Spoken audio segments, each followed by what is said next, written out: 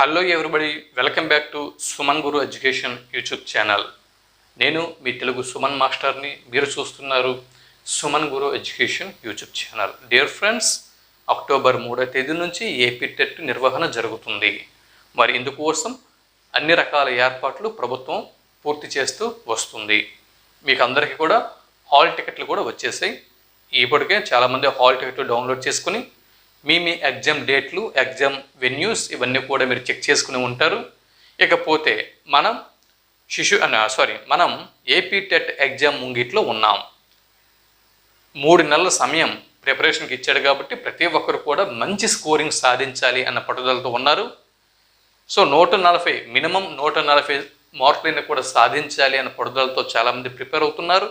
మరి ఇటువంటి సందర్భంలో మన ఏపీ టెట్ ఎగ్జామ్ పేపర్ని కనుక మనం పరిశీలన చేసినట్లయితే మొదటగా మీరు ఎస్జిటి అభ్యర్థులు అవని, లేకపోతే స్కూల్ అసిస్టెంట్ వారు అవని, ఏ సబ్జెక్ట్ అవని, మొదటగా మనకి 30 మార్కులకి శిశు వికాసం అధ్యాపనం అనేది ఉంటుంది. దీన్ని దాటి మనం ముందుకెళ్ళాల్సి ఉంటుంది. పేపర్ స్క్రీన్ మీద మనకి కనిపించగానే స్క్రీన్ మీద మొట్టమొదటిసారిగా మనకి ప్రజెంట్ అయ్యేటటువంటి అంశం కంప్యూటర్ బేస్డ్ ఎగ్జామ్లో స్క్రీన్ మీద ఫస్ట్ మనకి అవుపించే అంశం శిశు వికాసం అధ్యాపనం. అవునా? 150 మార్కుల్లో 30 మార్కులు శిశు వికాసం అధ్యాపనంకి ఉంటుంది. మరి 30 మార్కులకి గాను, ఈ 30 బిట్లకు గాను అట్లీస్ట్ మనం 25 నుంచి 30 మధ్య మార్కులు మనం స్కోరింగ్ సాధించగలగాలి.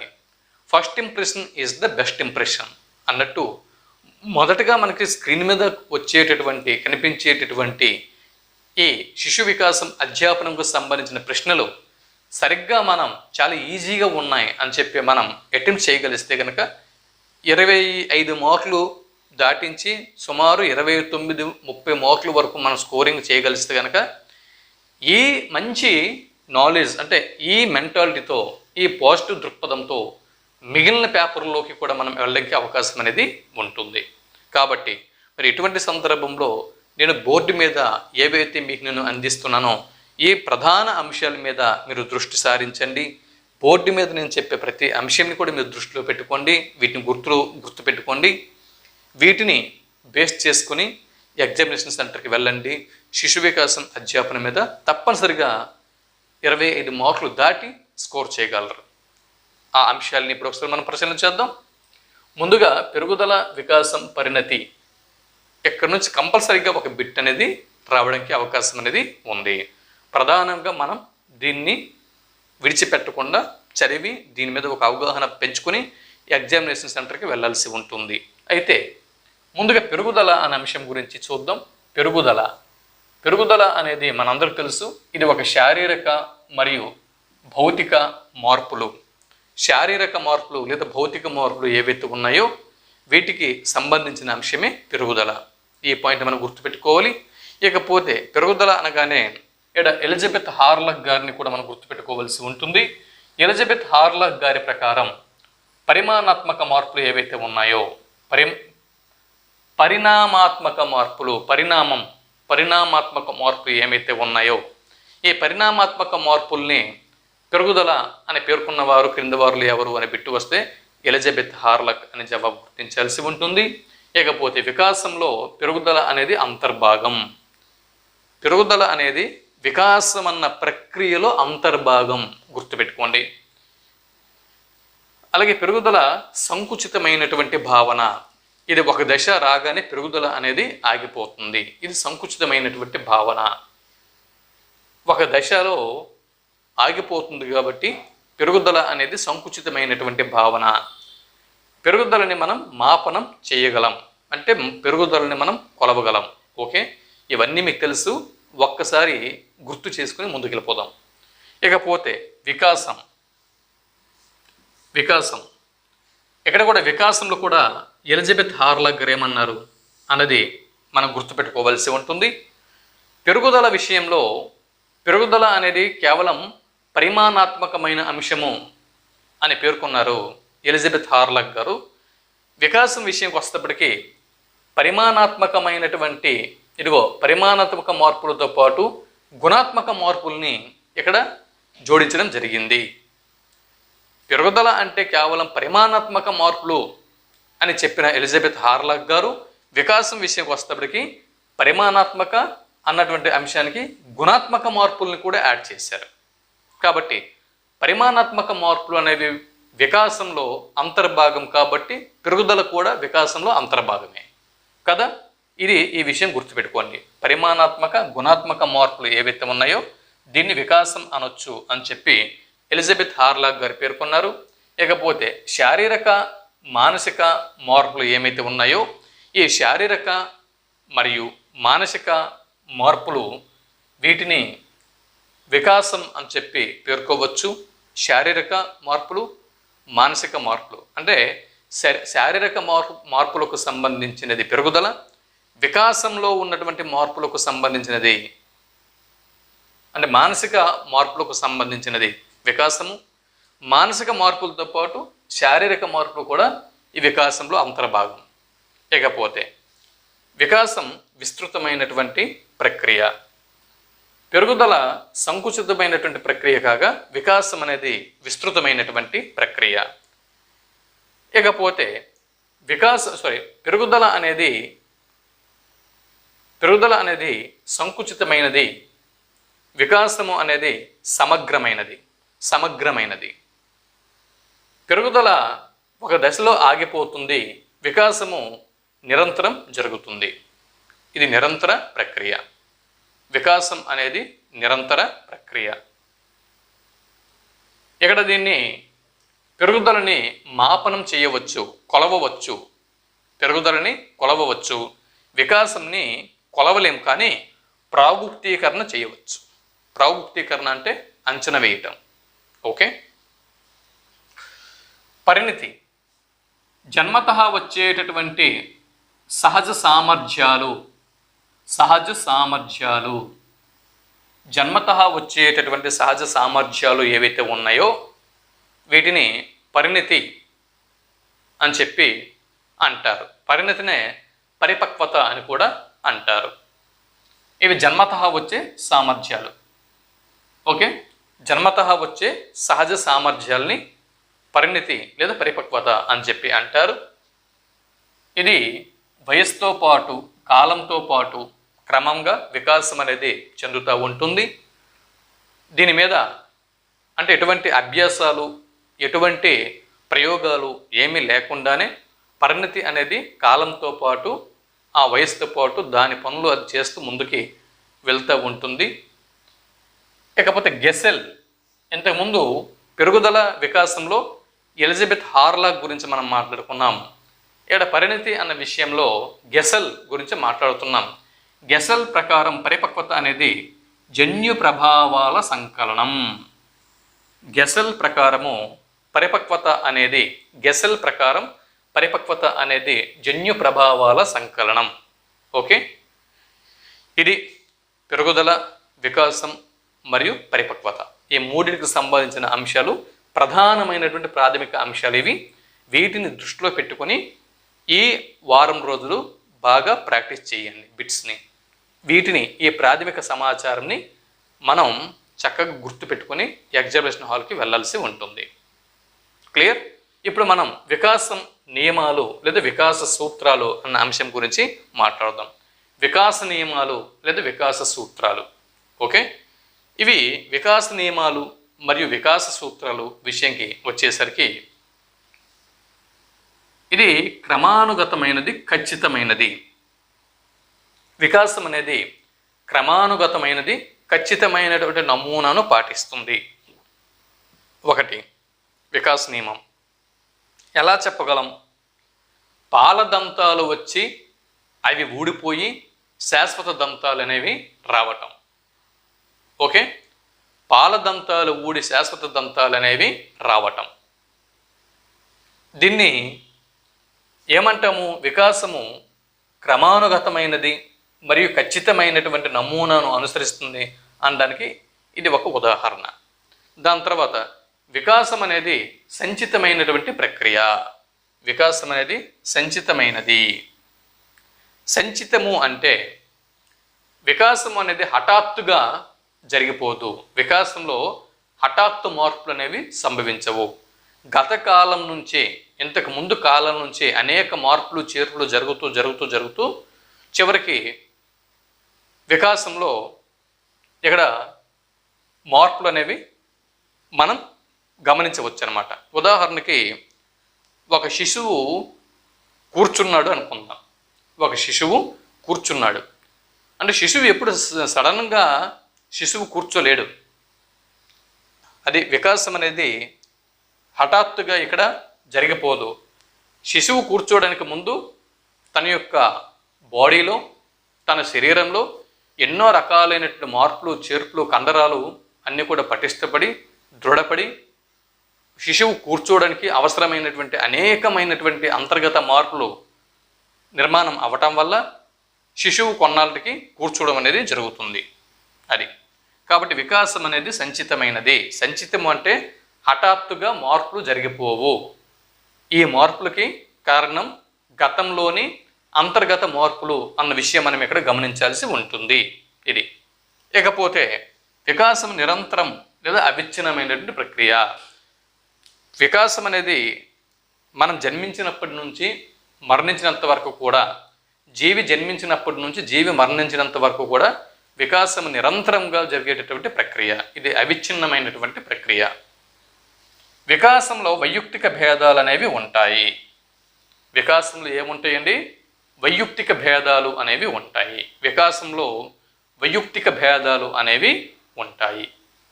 ఓకే, ఉదాహరణకి ఒక వ్యక్తికి, అదే విద్యార్థికి ఒక తరగతిలో A+ గ్రేడ్ వస్తుంది, మరొక విద్యార్థికి A గ్రేడ్ వస్తుంది, మరొక విద్యార్థికి B గ్రేడ్ వస్తుంది, మరో విద్యార్థికి C గ్రేడ్ వస్తుంది.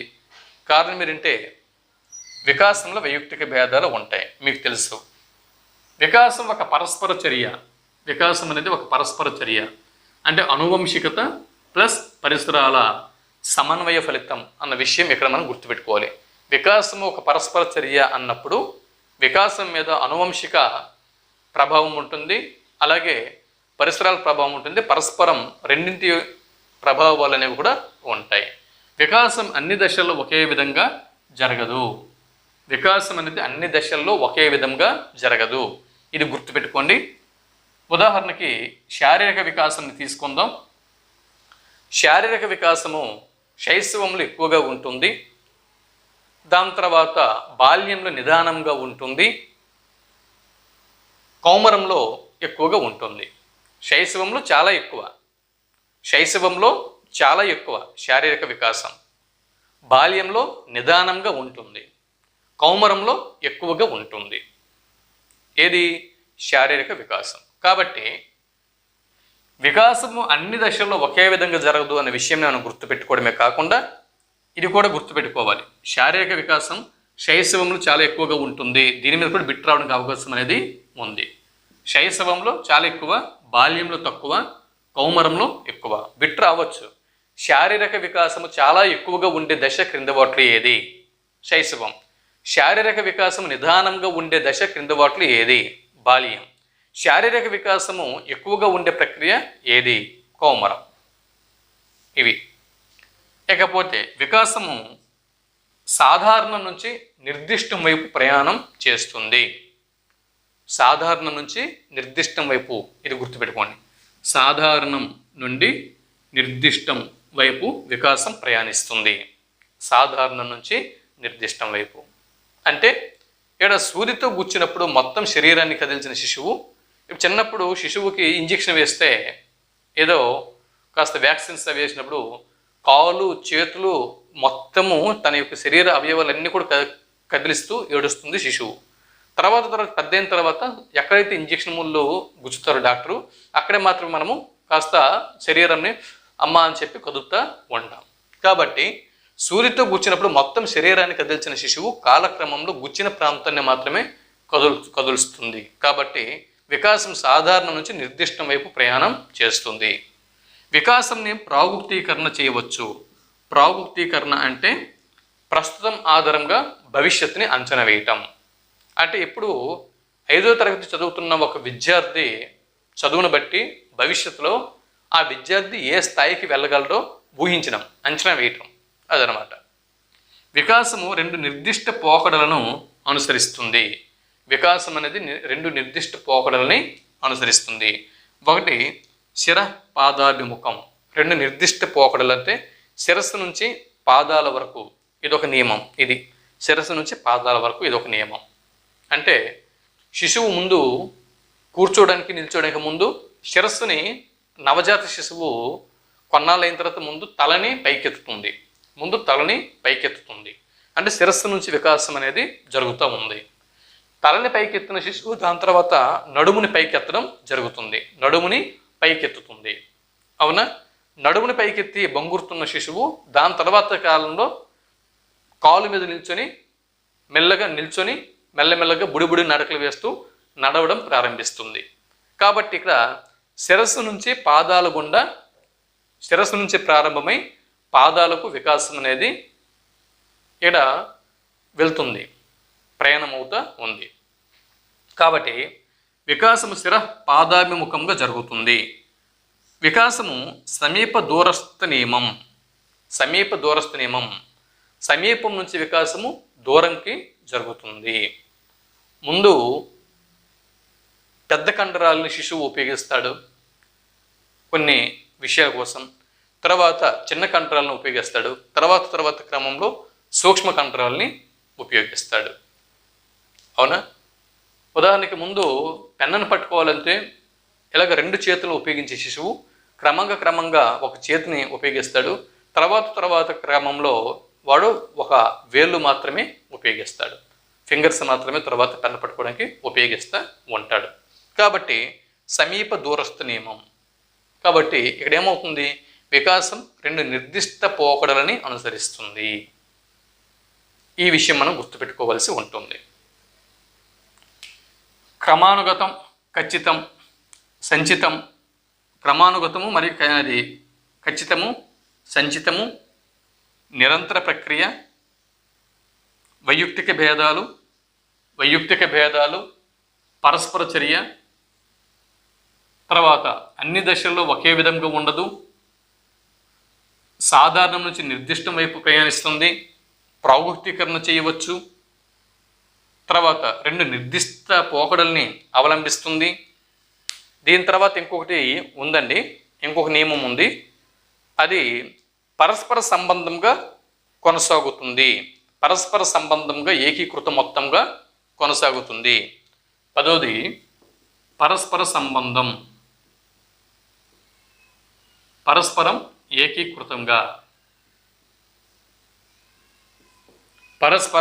ఏకీకృతంగా వికాసం అనేది జరుగుతుంది.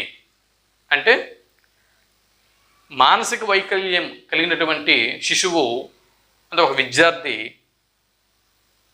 భాషా వైకల్యంని ఎదుర్కోవటం.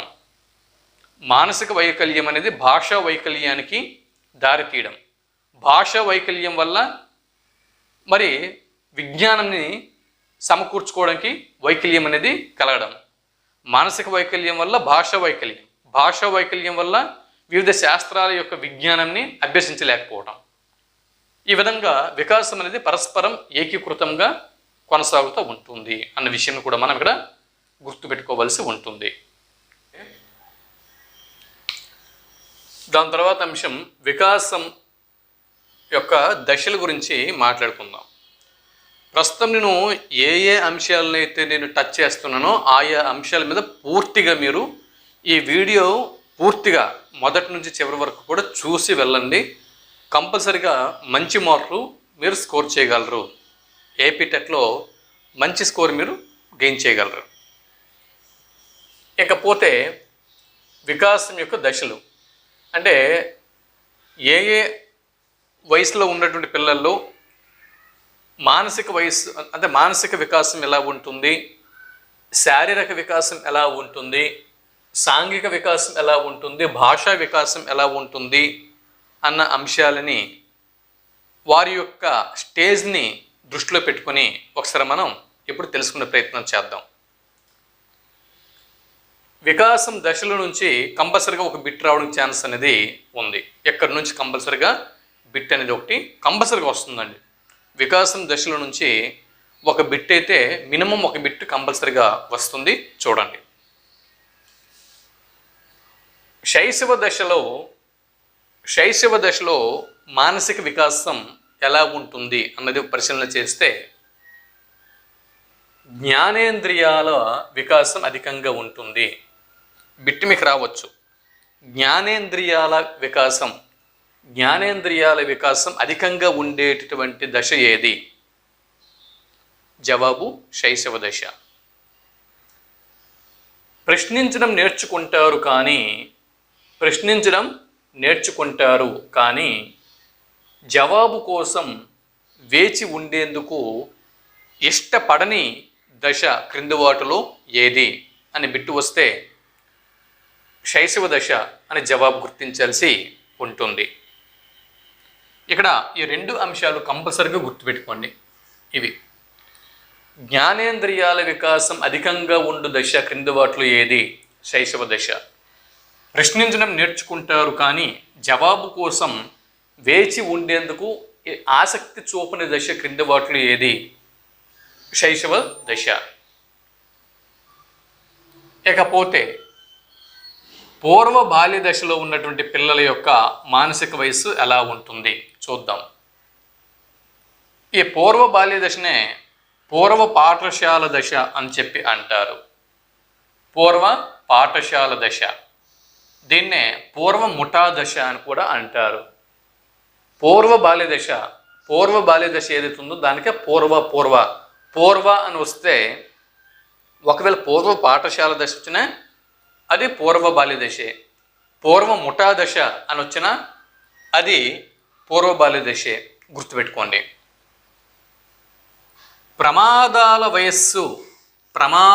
వయస్సు అని ఏ దశని పేర్కొంటారు అని బిట్టు వస్తే పూర్వ శైశవ దశ అని జవాబు గుర్తించాల్సి ఉంటుంది. పూర్వ బాల్య దశని ప్రమాదాల వయస్సు అని చెప్పి అంటారు. పూర్వ బాల్య దశని ప్రమాదాల వయస్సు అని చెప్పి అంటారు. ఇక్కడ చూడండి, ఈ రెండు విషయాలు మీరు కన్ఫ్యూజ్ అవుతారండి. ఇది చూసుకోండి. ఇవి ప్రశ్నించడం నేర్చుకుంటారు కానీ జవాబు కోసం వేచి ఉండేందుకు ఆసక్తి చూపని దశ శైశవ దశ. సమస్యను పరిష్కరించుకుంటారు కానీ ఆ సమస్యని ఎలా పరిష్కరించుకోగలిగారో వివరించలేరు. ఆ దశ క్రింది వాటిలో ఏది అని బిట్టు వస్తే పూర్వ బాల్య దశ అని జవాబు గుర్తించాల్సి ఉంటుంది. ఈ రెండింటి మధ్య తేడా చూసుకోండి. ఇది ప్రశ్నించడం అంటే ప్రశ్న అన్న అంశానికి సంబంధించినది శైశవం, సమస్య పరిష్కారం అన్న అంశానికి సంబంధించినది పూర్వ బాల్యం. ఈ రెండింటి మధ్య కన్ఫ్యూజ్ అయ్యే ప్రమాదం ఉంది. ప్రశ్నించడం నేర్చుకుంటారు కానీ జవాబు కోసం వేచి ఉండేందుకు ఆసక్తి చూపని దశ శైశవం. ఇకపోతే తర్వాత ఏంటి? సమస్య పరిష్కరించుకుంటారు కానీ ఆ సమస్యకు పరిష్కారం ఎలా లభించిందో ఎక్స్ప్లెయిన్ చేయలేరు, వివరించలేరు. అది పూర్వ బాల్య దశ. ఇకపోతే ఉత్తర బాల్య దశని చూద్దాం. ఉత్తర బాల్య దశలో మానసిక వికాసం పిల్లల్లో ఎలా ఉంటుంది? ఉత్తర బాల్య దశ, దీన్ని పాఠశాల దశ అని చెప్పి అంటారు. దీన్నే అభ్యాసన సంసిద్ధత దశ అని కూడా అంటారు. బిట్ రావచ్చు. అభ్యాసన సంసిద్ధత దశ అని క్రింది వాటిలో ఏ దశను పేర్కొంటారు? జవాబు ఉత్తర బాల్య దశ. ఇకపోతే అనుకరణ దశ, క్రింది వాటిలో అనుకరణ దశ ఏది అని బిట్టు వస్తే ఉత్తర బాల్య దశ అని జవాబు గుర్తించాల్సి ఉంటుంది. ఇకపోతే కౌమార దశలో మానసిక వికాసం పిల్లలు ఎలా ఉంటుందంటే పగటి కలలు కనే వయస్సు, సందిగ్ధ వయస్సు. క్రింది వాటిలో పగటి కలలు కనే వయస్సు క్రింది వాటిలో ఏది? కౌమార దశ. సందిగ్ధ వయస్సు అని ఏ దశని పేర్కొంటారు? కౌమార దశ. ఇక్కడ ఊహాలోకంలో ఎక్కువగా విహరించే దశ క్రింది వాటిలో ఏది? కౌమార దశ. ఇకపోతే అమూర్త ఆలోచనలు అధికంగా ఉండే దశ అమూర్త ఆలోచనలు అధికంగా ఉండే దశ కౌమార దశ. ఇవి ఇక్కడ మానసిక వికాసం. మానసిక వికాసము శైశవ దశలో ఎలా ఉంటుంది, పూర్వ బాల్య దశలో ఎలా ఉంటుంది, అలాగే ఉత్తర బాల్య దశలో ఎలా ఉంటుంది, కౌమార దశలో ఎలా ఉంటుంది అన్న విషయాల మీద ప్రాథమిక అంశాలని ఇక్కడ మీకు నేను మీ ముందు ఉంచడం జరిగింది. వీటి మీద సరైనటువంటి అవగాహన మనకి ఉండాలి. ఒకసారి చూసుకోండి. ఇకపోతే ఎగ్జామ్ దగ్గరలో ఉంది కాబట్టి ఎక్కువగా టైం వృధా చేయట్లేదు. అవసరమైతే మీరు వాటిని మళ్ళీ చెక్ చేసుకోండి. ఇకపోతే శారీరక వికాసం విషయానికి వద్దాం. శారీరక వికాసం విషయానికి వస్తే ఇక్కడ పవర్ కరెంట్ అనేది ప్రతిసారి కూడా వచ్చి వెళ్తూ ఉంది. మరి పవర్ పోయినా కూడా మనం ఇక్కడ ఆపలేం. ఎగ్జామ్ దగ్గరలో ఉంది కాబట్టి కొంచెం అడ్జస్ట్ అవ్వండి. మీకు నేను కనిపిస్తున్నా కదా, నా వాయిస్ వినిపిస్తుంది కదా, బోర్డు మీద అక్షరాలు కనిపిస్తున్నాయి కదా, సో అడ్జస్ట్ అవ్వండి. పవర్ పోయింది కానీ మనం పవర్ కోసం ఆగితే ఇక్కడ సమయం అనేది చాలా తక్కువ ఉంది కాబట్టి ఒకసారి చూడండి. ఇంతవరకు మనము మానసిక వికాసం గురించి మాట్లాడుకోవడం జరిగింది. ఇప్పుడు శారీరక వికాసం గురించి చూద్దాం. శారీరక వికాసం దీన్ని కనుక ఒకసారి పరిశీలన చేసినట్లయితే మరి శారీరక వికాసము శైశవ దశలో ఎలా ఉంటుంది, పూర్వ బాల్య దశలో ఎలా ఉంటుంది, ఉత్తర బాల్య దశలో ఎలా ఉంటుంది, కౌమార దశలో ఎలా ఉంటుంది అన్నది ఇక్కడ ప్రధాన ఉద్దేశం. అయితే వీటిలో ప్రధానంగా ఎగ్జామ్కి ఆయా దశల నుంచి ఏ బిట్స్ వస్తాయో ఆ బిట్స్ గురించి మనం మాట్లాడుతున్నాం. పెరుగుదల వేగం, శారీరక పెరుగుదల వేగం ఇంతకు ముందే మనం చెప్పుకున్నాం ఈ వీడియోలోనే. శారీరక పెరుగుదల అత్యధిక ఎక్కువగా ఉండేటటువంటి దశ శైశవ దశ. శారీరక పెరుగుదల నిదానంగా ఉండే దశ బాల్య దశ. శారీరక వికాసము ఎక్కువగా ఉండే దశ కౌమారం. శారీరక వికాసం చాలా ఎక్కువ శైశవం, ఎక్కువ కౌమారం, నిదానం బాల్యం. ఇది గుర్తుపెట్టుకోండి. ఇకపోతే మెదడు పరిమాణం ఎక్కువగా అభివృద్ధి చెందే దశ శైశవ దశ. మన మెదడు శిశువు యొక్క మెదడు పరిమాణం, పరిమాణం మీన్ సైజ్. శిశువు యొక్క మెదడు పరిమాణం ఎక్కువగా అభివృద్ధి చెందే దశ శైశవ దశ. పాలదంతాలు వచ్చు దశ శైశవ దశ. ఇకపోతే ఇప్పుడు పూర్వ బాల్య దశకి చూద్దాం. పూర్వ బాల్య దశ నుంచి మనం ఏ అంశాలని గుర్తుపెట్టుకోవలసి ఉంటుందంటే శాశ్వత దంతాలు రావటం ప్రారంభం అవుతాయి. పూర్వ బాల్య దశలో శాశ్వత దంతాలు రావటం ప్రారంభం అవుతాయి. అది గుర్తుపెట్టుకోండి. ఉత్తర బాల్య దశ వచ్చేటప్పటికి ఇక్కడ శాశ్వత దంతాలు పూర్తిగా అభివృద్ధి చెందుతాయి. ఉత్తర బాల్య దశలో శాశ్వత దంతాలు వచ్చి అభివృద్ధి చెందుతాయి. ఇకపోతే విద్యార్థి సూక్ష్మ రూప వయోజనుడుగా కనిపించే దశ క్రింద వాటిలో ఏది అని బిట్టు వస్తే ఉత్తర బాల్య దశ అని మన జవాబు గుర్తించాల్సి ఉంటుంది. విద్యార్థి సూక్ష్మ రూప వయోజనుడుగా కనిపించే దశ క్రింద వాటిలో ఏది? జవాబు ఉత్తర బాల్య దశ. ఇకపోతే లింగభేదం కనిపించు దశ క్రింది వాటిలో ఏది? లింగభేదం కనిపించు దశ క్రింది వాటిలో ఏది? జవాబు ఉత్తర బాల్య దశ. ఇకపోతే కౌమార దశలో శారీరక మార్పులు తీవ్రంగా ఉంటాయి. శారీరక మార్పులు తీవ్రంగా ఉండే దశ క్రింది వాటిలో ఏది అని బిట్టు వస్తే కౌమార దశ. గౌణ లైంగిక లక్షణాల మీద బిట్టు వస్తే ఇది కౌమార దశ. కంఠస్వరంలో మార్పుల మీద బిట్టు వస్తే అది కౌమార దశ. అవయవాల పొందికలో మార్పులు సంభవిస్తే అది కౌమార దశ. ఎగ్జామ్ ముందు ఒకసారి రివిజన్ చేసుకుంటూ వెళ్ళిపోతున్నా అంతే. ఇకపోతే సాంఘిక వికాసం గురించి చూద్దాం. ఇప్పటి వరకు మనకి మానసిక వికాసం గురించి తెలుసుకోవడం జరిగింది మనం. అలాగే మానసిక వికాసం అయిపోయింది, శారీరక వికాసం అయిపోయింది. ఇప్పుడు సాంఘిక వికాసం నుంచి ఎటువంటి బిట్స్ రావడానికి ఛాన్స్ ఉంది చూడండి, ఏకాంతర క్రీడలు. శిశువు ఏకాంతర క్రీడ ప్రదర్శించు దశ క్రింద వాటిలో ఏది? శైశవ దశ, ఏకాంతర క్రీడ. అలాగే శిశువు స్వయం కేంద్రీకృతంగా ఉండేటటువంటి దశ క్రింద వాటిలో ఏది? క్రింద వాటిలో స్వయం కేంద్రీకృత దశ అని చెప్పి ఏ దశని పేర్కొంటారు? స్వయం కేంద్రీకృత దశ అని చెప్పి ఇక్కడ శైశవ దశని పేర్కొంటారు. ఇదొక బిట్టు. తన అవసరాలను తీర్చేవారిని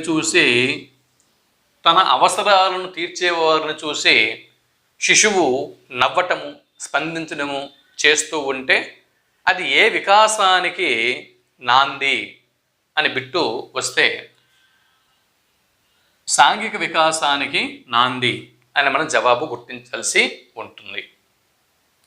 తన అవసరాలను తీర్చే వారిని చూసి శిశువు స్పందిస్తూ ఉంటే, శిశువు నవ్వుతూ ఉంటే ఇది ఇందులో ఇక్కడ జరుగుతున్న వికాసం ఏ రకమైనది అని బిట్టు వస్తే సాంఘిక వికాసం అని జవాబు గుర్తించాల్సి ఉంటుంది. ఇకపోతే పూర్వ బాల్య దశ గురించి ఒకసారి మనం చూద్దాం. పూర్వ బాల్య దశలో సాంఘిక వికాసం. ఇక్కడ పూర్వ ముఠా దశ. ఇంతకుముందు చెప్పుకున్నాం, పూర్వ బాల్యము అంటే పూర్వ పాఠశాల దశ, అలాగే పూర్వ ముఠా దశ. ఇక్కడ సమాంతర క్రీడ, సంసర్గ క్రీడ, సహకార క్రీడ, ఈ మూడింటిని కూడా శిశువు ప్రదర్శిస్తూ ఉంటాడు. సమాంతర క్రీడ, సహకార క్రీడ, సంసర్గ క్రీడ. ముందు సమాంతర క్రీడలు, తర్వాత సంసర్గ క్రీడలు, తర్వాత సహకార క్రీడలు. వీటి నుంచి బిట్టు మ్యాక్సిమం రావడానికి ఛాన్స్ అనేది ఉంది. శిశువు చూడండి, శైశవ దశలో ఏకాంతర క్రీడ. మరి 3 రకాల క్రీడలు పూర్వ బాల్య దశ. ఆ 3 రకాల క్రీడలు సమాంతర, సంసర్గ, సహకార. ఈ 3 రకాల క్రీడలు ప్రదర్శించే దశ పూర్వ బాల్య దశ. అలాగే సాంఘిక వైఖరులు, సాంఘిక నమూనాలు, నమూనాలు ఏర్పడు దశ క్రింది వాటిలో ఏది? జవాబు పూర్వ బాల్య దశ.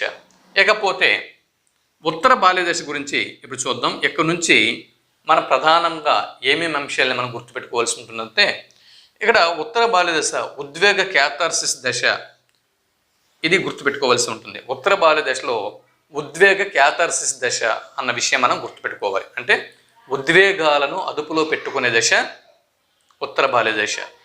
ఇకపోతే కౌమార దశ. ఇక్కడ పెద్దవారి పట్ల వ్యతిరేక భావంని కలిగి ఉంటారు టీనేజ్లో ఉన్నటువంటి పిల్లలు. ఒకవేళ పొరపాటున మనం వారికి ఏమైనా అన్నామంటే ప్రతిఘటన చేసేటటువంటి పరిస్థితుల్లో విద్యార్థులు అంటే ఆ స్టేజ్లో ఉన్నటువంటి పిల్లలు ఉంటారు. సో ఇక్కడ విమర్శ దృక్పథం ఎక్కువగా వారిలో ఉంటుంది. కౌమార దశలో ఉన్నటువంటి పిల్లలు వ్యక్తి పూజ ఎక్కువగా చేస్తూ ఉంటారు.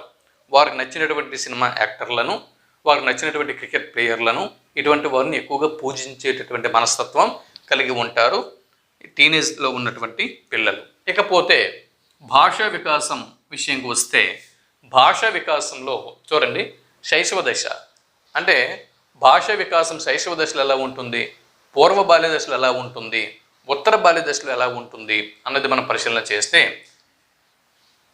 శైశవ దశలో ముందుగా ప్రాక్ భాషా రూపాలని శిశువు వ్యక్తపరుస్తుంది. ఇది ఎప్పటి నుంచి ఎప్పటి వరకు? మొదటి 4 నెలల వరకు. మరి మొదటి 4వ నెల నుంచి 12 నెలల వరకు శిశువులో ఉన్నటువంటి భాషా రూపాలు ముద్దు పలుకుల దశ. అంటే ప్రాక్ భాషా రూపాలు, ముద్దు పలుకుల దశ, ఈ రెండు కూడా శైశవ దశకు సంబంధించినవి.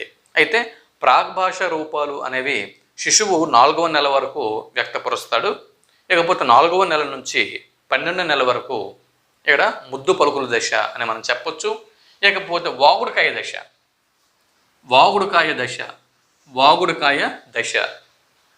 పూర్వ బాల్య దశ ఏదైతే ఉందో, పూర్వ బాల్య దశ, పూర్వ ముఠా దశ, పూర్వ పాఠశాల దశ ఏదైతే ఉందో ఆ దశని వాగుడుకాయ దశగా మనం గుర్తుపెట్టుకోవాల్సి ఉంటుంది. ఇక్కడ అహం కేంద్రీకృత దశ అంటే అహం కేంద్రీకృతంగా అహం కేంద్రీకృతంని శిశువు ప్రదర్శించే దశ పూర్వ బాల్య దశ. ఇకపోతే భాష నేర్చుకున్నట్టుకు ప్రేరణ అధికంగా ఉండేటటువంటి దశ పూర్వ బాల్య దశ. ఒక భాషని నేర్చుకోవటానికి ప్రేరణ అధికంగా కలిగి ఉండేటటువంటి దశ పూర్వ బాల్య దశ. ఉత్తర బాల్య దశలో సిషోర్ ప్రకారం 10 సంవత్సరాల నాటికి 34,300 పదాలు ఒక విద్యార్థి నేర్చుకుంటాడు. ఈ బిట్ ఇక్కడ గుర్తుపెట్టుకోండి. ఉత్తర బాల్య దశ వచ్చేసరికి షీషోర్ ప్రకారం 10 సంవత్సరాల వయసు వచ్చేసరికి పిల్లవాడు 34,300 పదాలు నేర్చుకుంటాడు. 34,300 పదాలు నేర్చుకుంటాడు. ఎవరు చెప్పారు? షీషోర్ అన్న భాషావేత్త. ఇకపోతే చూడండి, మరి కౌమారంలో భాష నైపుణ్యాల గురించి చెప్పుకోవాల్సింది పెద్దగా ఏం లేదు. ఇకపోతే ప్రాగ్ భాషా దశ చూడండి.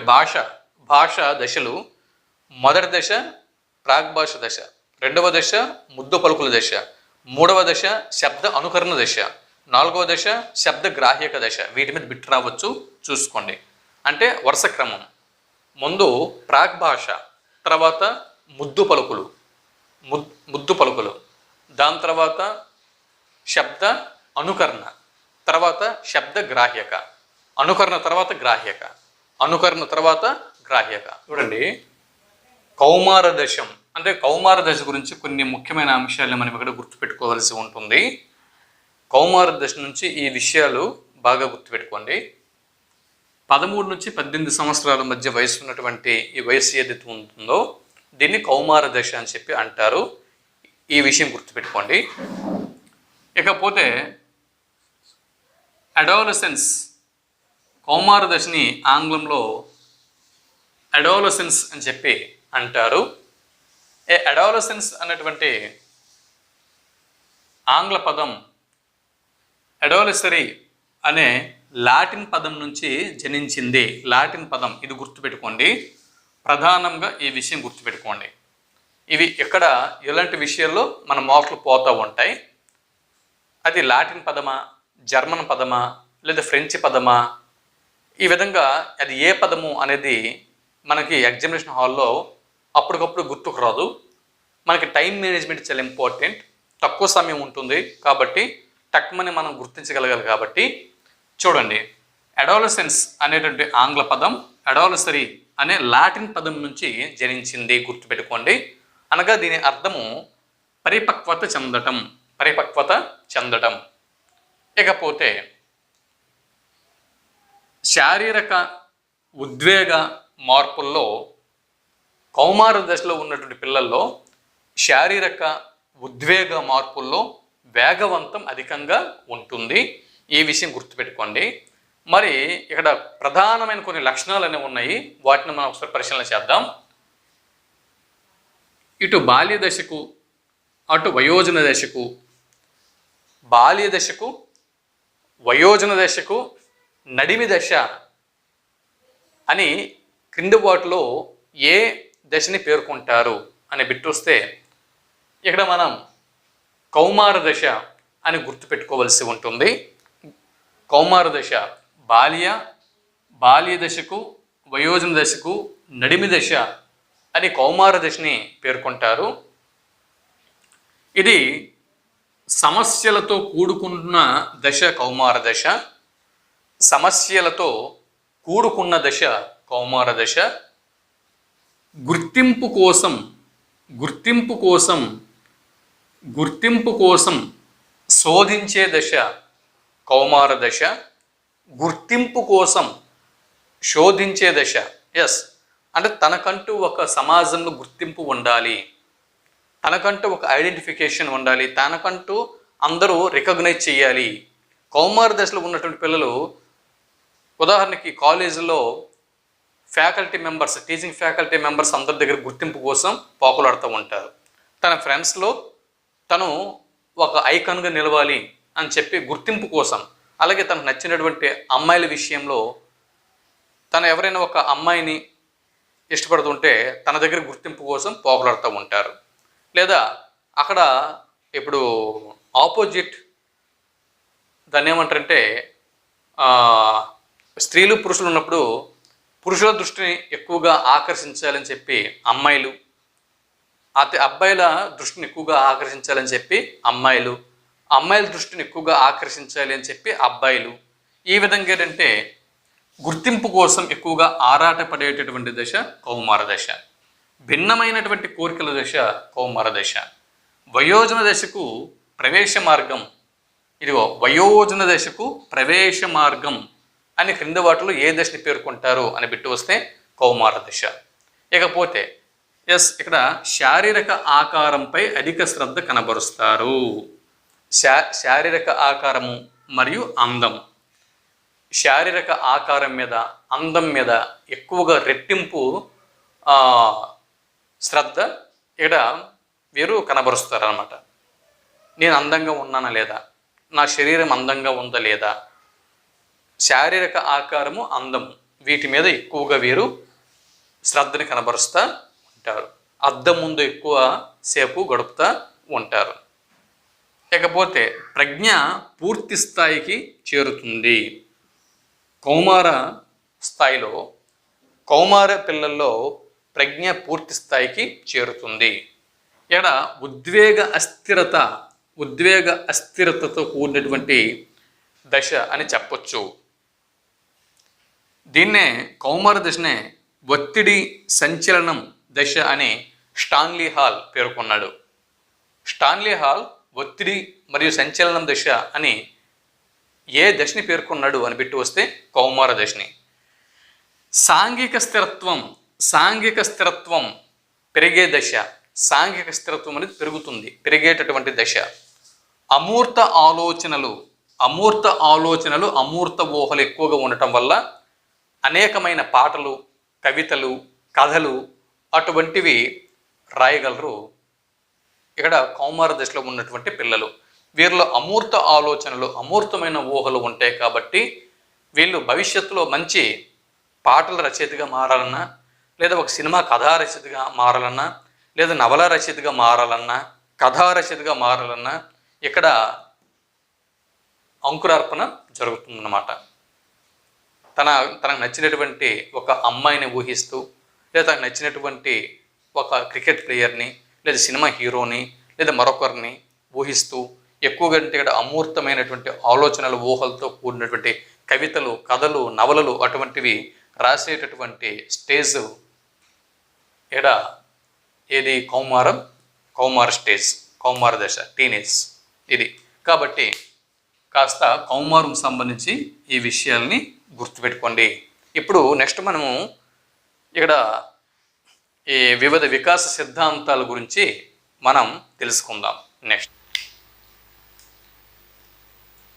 ఇప్పుడు వరకు మనము పెరుగుదల, వికాసము, పరిణితి అన్న అంశం గురించి మనం ఒకసారి రివిజన్ చేయడం జరిగింది. వికాసం యొక్క నియమాలు, వికాస నియమాల గురించి మనం రివిజన్ చేయడం జరిగింది. వికాసం దశల గురించి మనం రివిజన్ చేయడం జరిగింది. దాని తర్వాత ఇప్పుడు వికాసం సిద్ధాంతాల మీద ఇప్పుడు మనం రివిజన్ చేస్తున్నాం. వికాసం యొక్క సిద్ధాంతాల గురించి మనం మాట్లాడేటప్పుడు మొదటగా సంజ్ఞానాత్మక వికాస సిద్ధాంతం గురించి మనం ఇప్పుడు మాట్లాడుకుంటున్నాం. సంజ్ఞానాత్మక వికాస సిద్ధాంతము అనగానే మనకి స్విట్జర్లాండ్ దేశానికి చెందినటువంటి జీన్ పియాజే గారు గుర్తుకు రావాల్సి ఉంటుంది. పియాజే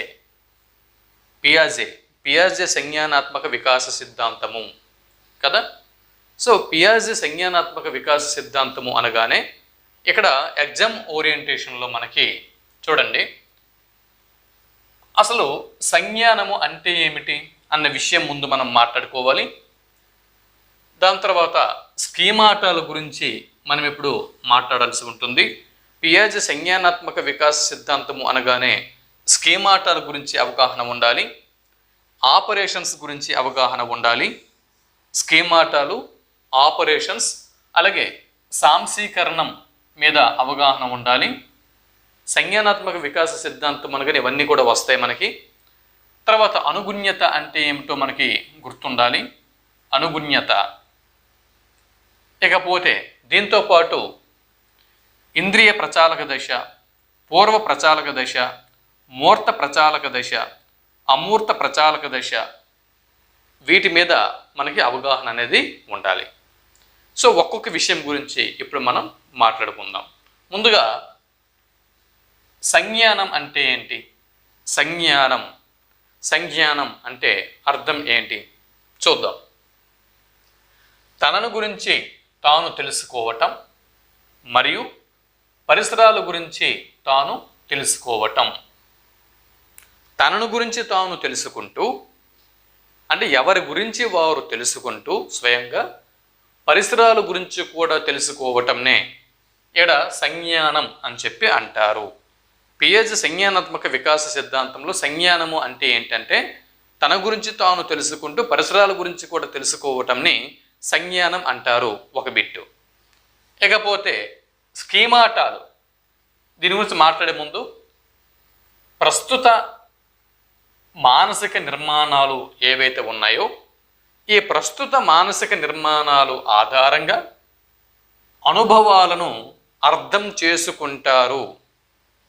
ప్రస్తుత మానసిక నిర్మాణాలు ఆధారంగా అనుభవాలను అర్థం చేసుకుంటారు అని చెబుతుంది పియాజే సంజ్ఞానాత్మక వికాస సిద్ధాంతం. ఏం చెప్తుంది? ప్రస్తుత మానసిక నిర్మాణాలు ఆధారంగా అనుభవాలను అర్థం చేసుకుంటారు. ఇకపోతే స్కీమాటాలు సంజ్ఞానాత్మక వికాస సిద్ధాంతము అనగానే మనకి స్కీమాటాలు గుర్తుకు రావాల్సి ఉంటుంది. అనుభవాలను అర్థం చేసుకున్నటకు తోడ్పడే సంజ్ఞానాత్మక నిర్మాణాలని స్కీమాటాలు అని చెప్పి అంటారు. బిట్ట మనకు రావచ్చు. అనుభవాలను అర్థం చేసుకున్నటకు తోడ్పడే సంజ్ఞానాత్మక నిర్మాణాలను ఏమంటారు? లేదా స్కీమాటా అనగా అని ప్రశ్న ఇచ్చి క్రింద ఆప్షన్లలో అనుభవాలను అర్థం చేసుకున్నటకు తోడ్పడే సంజ్ఞానాత్మక నిర్మాణాలు అనే ఆప్షన్లు ఉండొచ్చు. స్కీమాటాలు అనగానే పియాజే సంజ్ఞానాత్మక వికాస సిద్ధాంతం మనకు గుర్తుకు రావాల్సి ఉంటుంది. ఇకపోతే ఈ విధంగా అనుభవాలను అర్థం చేసుకున్నటకు తోడ్పడే సంజ్ఞానాత్మక నిర్మాణాలనే స్కీమాటాలు అని చెప్పి అంటారు. పుట్టుకతోటే వచ్చేటటువంటి స్కీమాటాలు, పుట్టుకతోనే శిశువుకి కొన్ని స్కీమాటాలు అనేవి వస్తాయి. అవి పట్టుకోవటం, చూడటం, తన్నటం, కొట్టడం. పట్టుకోవటం, చూడటం, తన్నడం, కొట్టడం ఇవన్నీ కూడా పుట్టుకతో వచ్చేటటువంటి స్కీమాటాలు. వస్తువుల్ని పట్టుకోవటం, చూడటం, తన్నటం, కొట్టడం ఇటువంటివి. ఇకపోతే ఈ స్కీమాటాలు అనేవి వయసుతో పాటు కాలంతో పాటు మారుతూ ఉంటాయి. ఓకే, స్కీమాటాలు వయసుతో పాటు కాలంతో పాటు మారుతూ ఉంటాయి అన్న విషయం కూడా మనం గుర్తుపెట్టుకోవాల్సి ఉంటుంది. ఇక ఆపరేషన్స్ పియాజే సంజ్ఞానాత్మక వికాస సిద్ధాంతంలో ఇక్కడ ఆపరేషన్స్ గురించి ప్రస్తావించిన వారు ఎవరు అని బిట్టు వస్తే పియాజే సంజ్ఞానాత్మక వికాస సిద్ధాంతం. అంటే ఆపరేషన్స్ అంటే ఏంటి? బిట్టు మీకు రావచ్చు. కృత్యాలు నిర్వహించగలిగే మానసిక సామర్థ్యాలు. ఏవైనా కృత్యాలు నిర్వహించేందుకు కావలసిన మన మానసిక సామర్థ్యం ఏదైతే ఉందో ఈ మానసిక సామర్థ్యాలనే ఆపరేషన్స్ అని పియాజే అన్నారు. ఇదొక బిట్టు. ఇకపోతే సాంశీకరణం, ఎసిమ్యులేషన్. సాంశీకరణం మీకు తెలుసు. సాంశీకరణం ఏదైనా విమానంని చూసిన, తెల్లని విమానాన్ని చూసినటువంటి ఒక పిల్లవాడు తనకు తెలిసినటువంటి ఒక పెద్ద పక్షి అని భావించడం, ఇది సాంశీకరణకి ఒక ఉదాహరణ. ఇందుకే సాంశీకరణం అంటే ఏంటి? క్రొత్త అనుభవాలను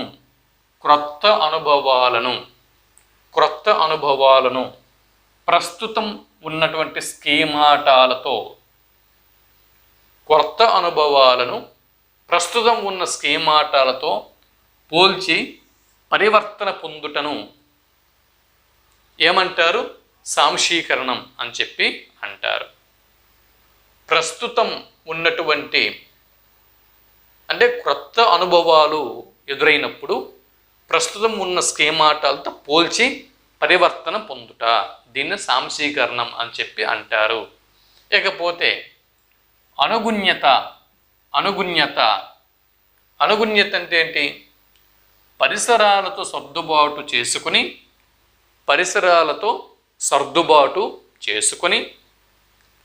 కొత్త స్కీమాటాలను సృష్టించుకోవటం లేదా పాత స్కీమాటాలను మార్చుకోవటం. పరిసరాలతో సర్దుబాటు చేసుకుని కొత్త స్కీమాటాలని రూపొందించుకోవటం లేదా పాత స్కీమాటాలని మార్చుకోవటం. అది దీన్ని అనుగుణ్యత అని చెప్పి అంటాము. దీన్ని అకామిడేషన్ అని ఇంగ్లీష్లో అంటాము. అంటే ఇంతకుముందు విమానంని చూసినటువంటి పిల్లవాడు, పెద్ద పక్షి అనుకున్నటువంటి పిల్లవాడు, అది పక్షి కాదు, పక్షి అయితే కాదు, పక్షిలో ఉన్నప్పటికీ అది పక్షి కాదు, ఇంకేదో పెద్ద వస్తువు అని అనుకుంటా. అంటే ఏంటి? ఇక్కడ పాతగా తనకున్నటువంటి పాత స్కీమాటని మార్చుకుంటున్నాడు. ఓహో, ఇంతకుముందు నేను పక్షి అనుకున్న వాడిని ఇది పక్షి కాదు అని చెప్పి తనలో ఉన్నటువంటి పాత స్కీమాటను మార్చుకుంటున్నాడు. ఇది. ఇకపోతే ఇప్పుడు ఇంద్రియ ప్రచాలక దశ, దీనిలోకి వద్దాం. ఇంద్రియ ప్రచాలక దశ. ఇంద్రియ ప్రచాలక దశ అనగానే మనకు గుర్తుకు రావాల్సిన అంశాలు కొన్ని ఉన్నాయి. ఇంద్రియ ప్రచాలక దశ అనగానే మోటార్ యాక్టివిటీస్ అన్న విషయం మనకి ఇక్కడ గుర్తుండాలి. ఇంద్రియ ప్రచాలక దశ పియాజే సంజ్ఞానాత్మక వికాస సిద్ధాంతంలో మొదటి దశ. ఇక్కడ చూడండి, మీకు వరుస క్రమం మీద బిట్ రావచ్చు. మీకు వరుస క్రమం మీద కూడా బిట్ అనేది అడగడానికి అవకాశం అనేది ఉంది. పియాజే సంజ్ఞానాత్మక వికాస సిద్ధాంతంలోని వివిధ దశల వరుస క్రమం సరైనది ఏది గుర్తించండి. ఇంద్రియ ప్రచాలక దశ, పూర్వ ప్రచాలక దశ, మూర్త ప్రచాలక దశ, అమూర్త ప్రచాలక దశ. ఇది వరుస క్రమం. ఇంద్రియ ప్రచాలక దశనే జ్ఞానేంద్రియ చాలక దశ అని కూడా అంటారు. జ్ఞానేంద్రియ చాలక దశ అని కూడా అంటారు. జ్ఞానేంద్రియ చాలక దశ లేదా ఇంద్రియ ప్రచాలక దశ, పూర్వ ప్రచాలక దశ, మూర్త ప్రచాలక దశ, అమూర్త ప్రచాలక దశ. అది ఇంద్రియ, పూర్వ, మూర్త, అమూర్త. ఇది వరుస క్రమం. ఇది ఒక బిట్టు. దాని తర్వాత ఇక్కడ చూడండి, ఇంద్రియ ప్రచాలక దశ.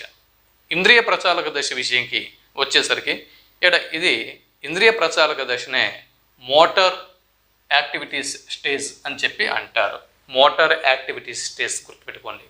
Motor activities stage. ఇకపోతే ఇంద్రియ ప్రచాలక దశ అనగానే వస్తు స్థిరత్వ భావన, అంతర్దృష్టిని ఉపయోగించుకోవటం, ఈ రెండు ప్రధానంగా మనకి గుర్తుకు రావాల్సి ఉంటుంది. ఇంద్రియ ప్రచాలక దశ మోటార్ యాక్టివిటీస్ స్టేజ్ ఒకటి. దాని తర్వాత రెండోది వస్తు స్థిరత్వ భావన. వస్తు స్థిరత్వ భావన అంటే దాచిపెట్టిన వస్తువుని వెతకడం. అంటే తన ముందు ఒక వస్తువు లేకపోయినా కూడా ఆ వస్తువు మనుగడలో ఉంది అని శిశువు భావించినట్లయితే దానిని వస్తు స్థిరత్వ భావన అని చెప్పి అంటారు. ఇప్పుడు తన ఎదురుగా తన తల్లి లేకపోయినా శిశువు తన తల్లి గురించి వెతకడం. ఇప్పుడు తను ఒక రూమ్లో ఉంది శిశువు, తల్లి వంట రూమ్లో ఉంది అనుకుందాం. బెడ్రూమ్లో ఉన్నటువంటి శిశువు ఈ వంట రూమ్లో అంటే కిచెన్ హాల్లో ఉన్నటువంటి తన తల్లి గురించి, బెడ్రూమ్లో ఉన్నటువంటి శిశువు కిచెన్ రూమ్లో ఉన్నటువంటి తన తల్లి గురించి వెతకడం. ఈ రూమ్లో అమ్మగారు అమ్మ లేదు, తల్లి లేదు అని చెప్పి తన అమ్మ ఎక్కడుందో అని చెప్పి వెతకడం. ఆ ఇంట్లో వెతకడం అంటే అమ్మ ఉంది అని ఆ శిశువుకి తెలుసు కదా. ఈ విధంగా ఏంటంటే వస్తు స్థిరత్వ భావన, దీన్నే ఏమంటారండి? వస్తు స్థిరత్వ భావన అని చెప్పి అంటారు. తల్లి కనిపించకపోతే వెతకడం, ఏదైనా ఆడుకుంటున్న బొమ్మని మనం దాచిపెట్టగా ఆ బొమ్మ తన ముందు లేదు కానీ ఆ బొమ్మ ఎక్కడో ఇక్కడే ఉంది అని చెప్పి శిశువు గ్రహించుట, దీనిని వస్తు స్థిరత్వ భావన అని చెప్పి అంటారు. ఇకపోతే అంతర్దృష్టి ఉపయోగించు దశ. ఇది ఇంద్రియ ప్రచాలక దశ అనగా వస్తు స్థిరత్వ భావన ప్లస్ అంతర్దృష్టి, ఇది కూడా మనకి ఏడు గుర్తుండాల్సి ఉంటుంది. అంతర్దృష్టి అంటే వస్తువు అందకపోతే వస్తువు ఏదైనా దూరంగా ఉంది, అందట్లేదు అనుకోండి, తన దగ్గర ఉన్నటువంటి ఏదైనా ఒక స్టిక్ తీసుకుని ఆ దూరంగా ఉన్న వస్తువుని అందుకోవటం శిశువు చేస్తుంది అనుకుందాం. సో ఇక్కడ ఏంటి, శిశువు అంతర్దృష్టిని ఉపయోగిస్తుంది అని అర్థం. కాబట్టి వస్తు స్థిరత్వ భావన, అంతర్దృష్టి ఈ రెండు కూడా పియాజే యొక్క ఇంద్రియ ప్రచాలక దశలోని అంశాలు, గుర్తుపెట్టుకోండి. ఇకపోతే 12 నుంచి 18 నెలలు మధ్య ఉన్నటువంటి వయసు, 12 నెలల నుంచి 18 నెలల వయసు, 12 నెలల నుంచి 18 నెలలు వయసు అంటే సంవత్సరం నుంచి సంవత్సరంన్నర వయసులో ఉన్నటువంటి పిల్లలు ఆట వస్తువులను కింద పడేసి ఆనందించుట. ఇక్కడ మీకు బిట్ అనేది రావచ్చు. ఆట వస్తువులను క్రింద పడేసి ఆనందించే శిశువు పియాజే సంజ్ఞానాత్మక వికాస సిద్ధాంతం ప్రకారం ఏ దశలో ఉన్నట్లు అని బిట్టు వస్తే ఇంద్రియ ప్రచాలక దశ అని మనం జవాబు గుర్తించాల్సి ఉంటుంది. ఓకే, దాని తర్వాత ఇక్కడ ఒక గ్రీష్మ అనేటటువంటి ఒక అమ్మాయి ఆట వస్తువుల్ని క్రింద పడేసి ఆనందిస్తున్నది. అయితే గ్రీష్మ పియాజే సంజ్ఞానాత్మక వికాస సిద్ధాంతం ప్రకారం ఏ దశలో ఉంది అని బిట్టు వస్తే ఇంద్రియ ప్రచాలక దశ, మొదటి స్టేజ్ అని మనం జవాబు గుర్తించాల్సి ఉంటుంది. ఇకపోతే పూర్వ ప్రచాలక దశ విషయానికి వస్తే ఇక్కడ సర్వాత్మక వాదం మనకి గుర్తుకు రావాల్సిన అంశాలు చూడండి. ఇంద్రియ ప్రచాలక దశ అయిపోయింది. ఇప్పుడు పూర్వ ప్రచాలక దశలోకి వచ్చాం. పూర్వ ప్రచాలక దశ, ఇంద్రియ ప్రచాలక దశ తర్వాత పూర్వ ప్రచాలక దశ. పూర్వ ప్రచాలక దశ అనగానే మనకి సర్వాత్మక వాదం గుర్తుకు రావాల్సి ఉంటుంది. సర్వాత్మక వాదం, అహం కేంద్రవాదం, అహం కేంద్రవాదం, పదిలపరుచుకునే భావన లోపం, విపర్యాత్మక భావన లోపం. ఇవి ప్రధానంగా మనం గుర్తుపెట్టుకోవాల్సిన అంశాలు. పూర్వ ప్రచాలక దశ, ఇంద్రియ ప్రచాలక దశ మరియు పూర్వ ప్రచాలక దశ. ఎక్కడి నుంచి కంపల్సరిగా ఒక బిట్టు రావడానికి అవకాశం అనేది ఉంది.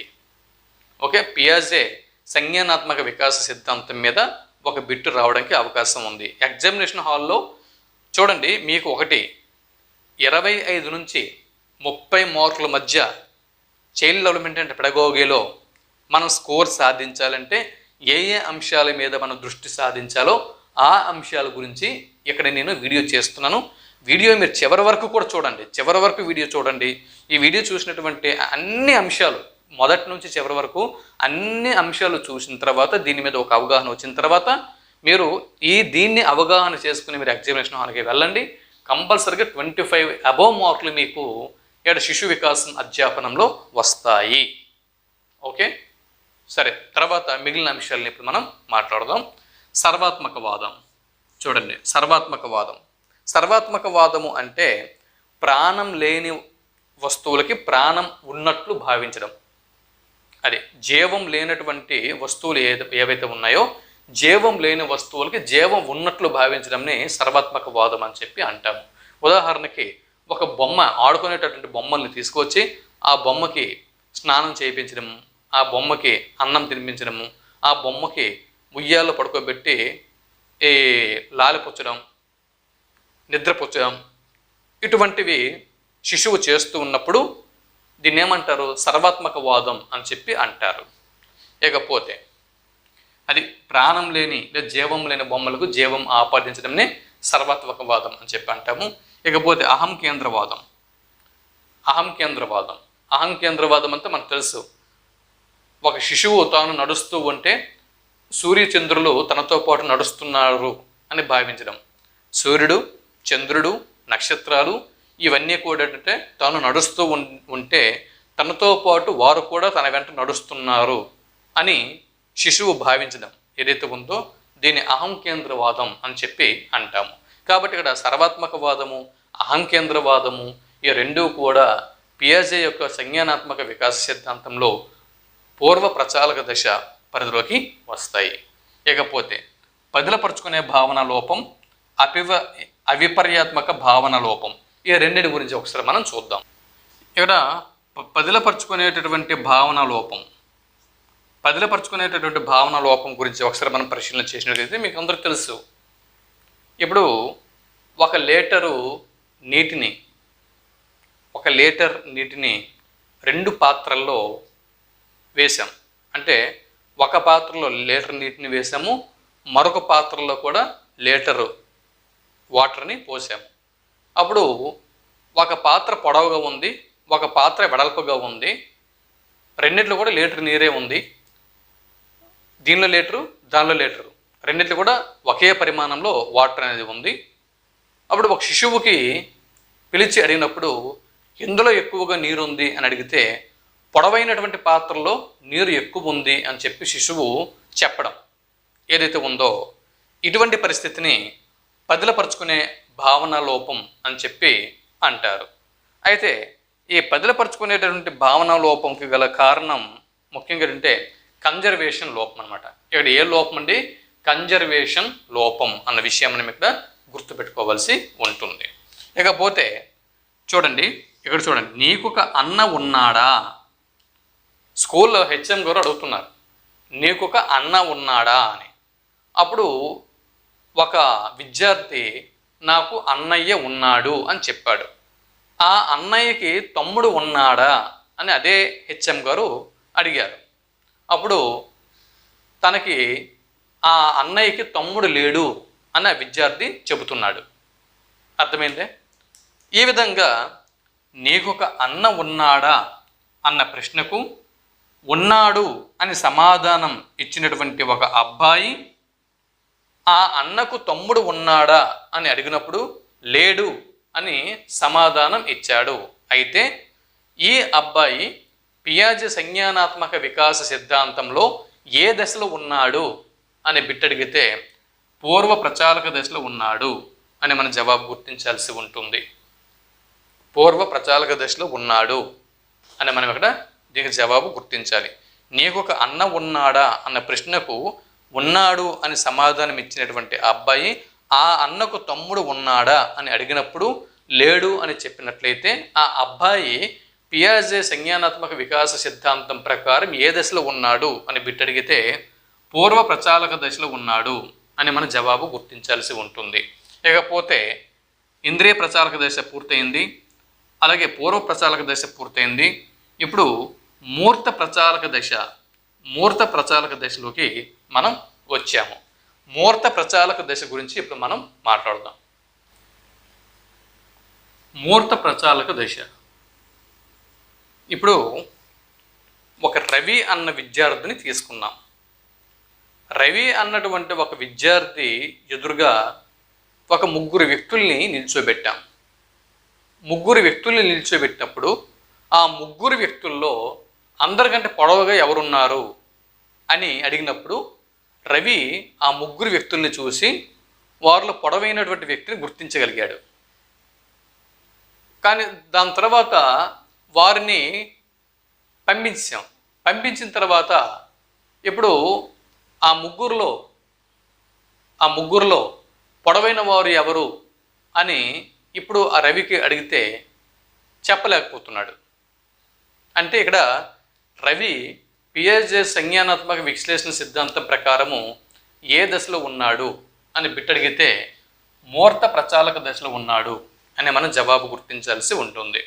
అంటే మూర్త ప్రచాలక దశ అంటే తన ముందు ఏదైతే ఒక వస్తువు లేదా ఒక రూపం ఉంటుందో ఒక విద్యార్థికి తన ముందు ఒక వస్తువును కానీ ఒక రూపంని కానీ ఉంచినప్పుడు చెప్పగలడు, దాని గురించి ఎక్స్ప్లెయిన్ చేయగలడు.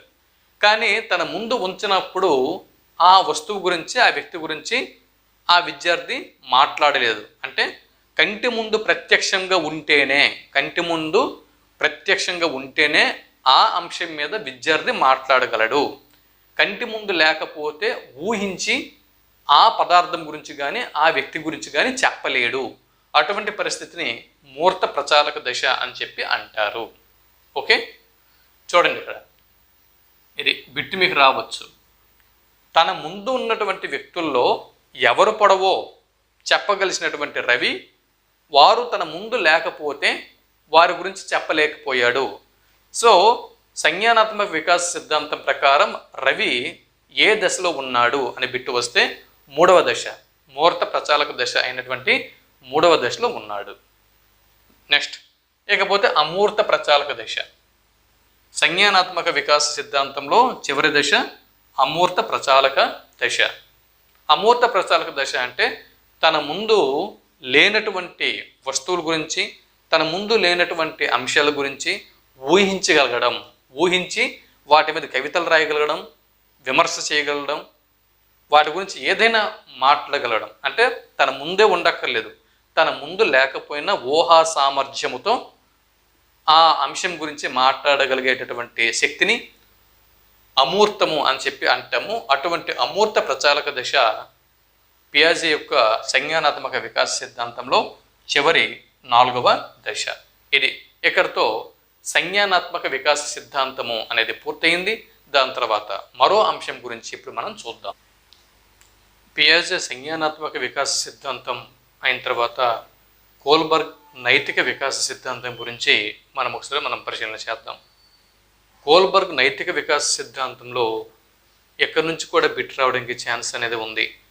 గతంలో అనేక పర్యాయములు వివిధ టెట్ ఎగ్జామ్లలో తెలంగాణలో అయితేనేమి, లేదంటే ఆంధ్రప్రదేశ్లో అయితేనేమి ఈ అంశం నుంచి బిట్స్ పలుమార్లు రావటం జరిగింది. కాబట్టి మిత్రులు టెట్ పరీక్షకి వెళ్లే ముందు వీటిని కూడా ఒకసారి క్షుణ్ణంగా పరిశీలన చేయాల్సి ఉంటుంది. కోల్బర్గ్ నైతిక వికాస సిద్ధాంతం నుంచి ముఖ్యంగా ఈ అంశాల నుంచి బిట్స్ అనేవి వస్తూ ఉంటాయి.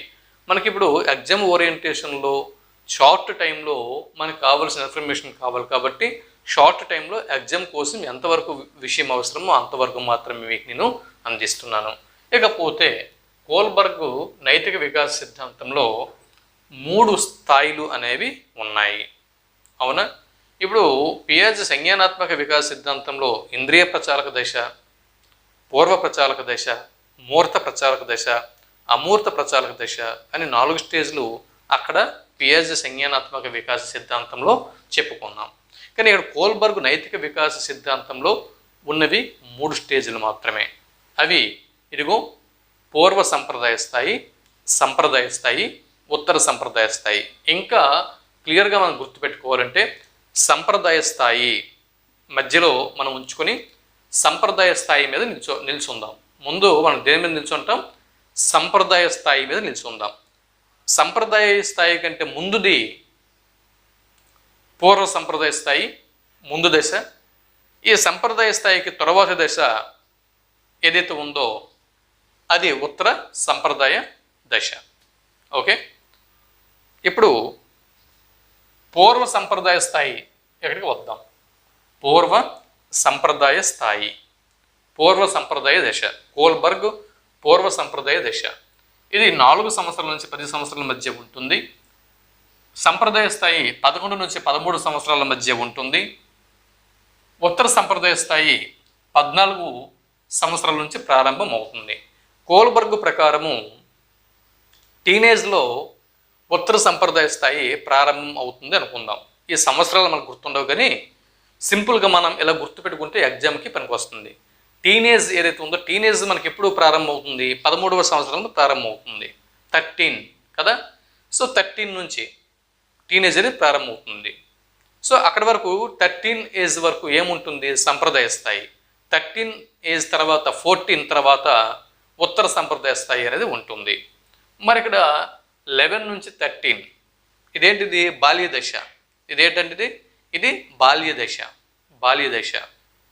మరి పూర్వ బాల్య దశ ఉంది కదా, పూర్వ బాల్య దశ, ఇదే పూర్వ సంప్రదాయ స్థాయి. సింపుల్. శైశవ దశ గురించి ఎక్కడైనా ప్రస్తావించలేదు. మరి 4 సంవత్సరాల నుంచి 10 సంవత్సరాలు శైశవ దశ అంటే ఏంటి? 5 సంవత్సరాల వరకు శైశవ దశ అనేది ఉంటుంది. ఇక్కడ 4 సంవత్సరాల నుంచి అంటే శైశవ దశ దాటి వచ్చేశారు. కాబట్టి ఇప్పుడు పూర్వ బాల్య దశ, ఉత్తర బాల్య దశ, కౌమార దశ అనుకుందాం సింపుల్గా ఇక్కడ. సరే, ఇప్పుడు విషయంలోకి వెళ్దాం. ఇప్పుడు పూర్వ సంప్రదాయ స్థాయి, పూర్వ సంప్రదాయ స్థాయిలో ఏమవుతుంది? విధేయత శిక్ష ఓరియంటేషన్. విధేయత శిక్ష ఓరియంటేషన్ అంటే ఇక్కడ శిక్ష నుంచి తప్పించుకోవడానికి ఇచ్చిన పనిని చేయటం. శిక్ష నుంచి తప్పించుకోవటానికి, శిక్ష పడుతుంది అనే భయంతో శిక్ష నుంచి తప్పించుకోవటానికి ఒక పనిని చేయటం. అంటే హోంవర్క్ చేయకపోతే స్కూల్లో మా మాస్టర్ కొడతారు అని ఒక విద్యార్థి హోంవర్క్ చేసుకుని రావటం. ఓకే, అంటే హోంవర్క్ చేయకపోతే మాస్టర్ కొడతారు, కొడతారు అంటే శిక్షిస్తారు. కాబట్టి ఇక్కడ హోంవర్క్ చేస్తుంది అక్కడ స్టూడెంట్. ఓకే, కాబట్టి ఈ విధంగా శిక్ష పడుతుంది అంటే హోంవర్క్ చేయకపోతే మాస్టర్ కొడతారు అన్న భయంతో గిరి అనే విద్యార్థి హోంవర్క్ చేసుకుని వచ్చాడు. అయినచో గిరి అనే విద్యార్థి కోల్బర్గ్ నైతిక వికాస సిద్ధాంతం ప్రకారము ఏ దశలో ఉన్నాడు అని బిట్టు వస్తే ఇక్కడ పూర్వ సంప్రదాయ స్థాయిలోని మొదటి దశ అని మనం జవాబు గుర్తించాల్సి ఉంటుంది. పూర్వ సంప్రదాయ స్థాయిలోని స్టేజ్ 1. ఓకే, ఇకపోతే పూర్వ సంప్రదాయ స్థాయిలోని రెండవ దశ ఒకటి ఉంది. అదేంటది? బహుమతులు. అంటే బహుమతుల కోసం పనిచేయటం, బహుమతుల కోసం పనిచేయటము. అంటే ఇప్పుడు టీవీ అమ్మ నాకు టీవీ చూడనివ్వు, టీవీ చూడనిస్తేనే నేను హోంవర్క్ చేస్తాను అని ఒక స్టూడెంట్ చెబుతున్నాడు.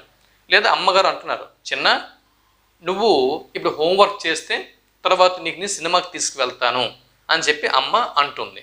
సో సినిమా కోసం అని చెప్పి హోంవర్క్ చేయడం, ఇది బహుమతులు.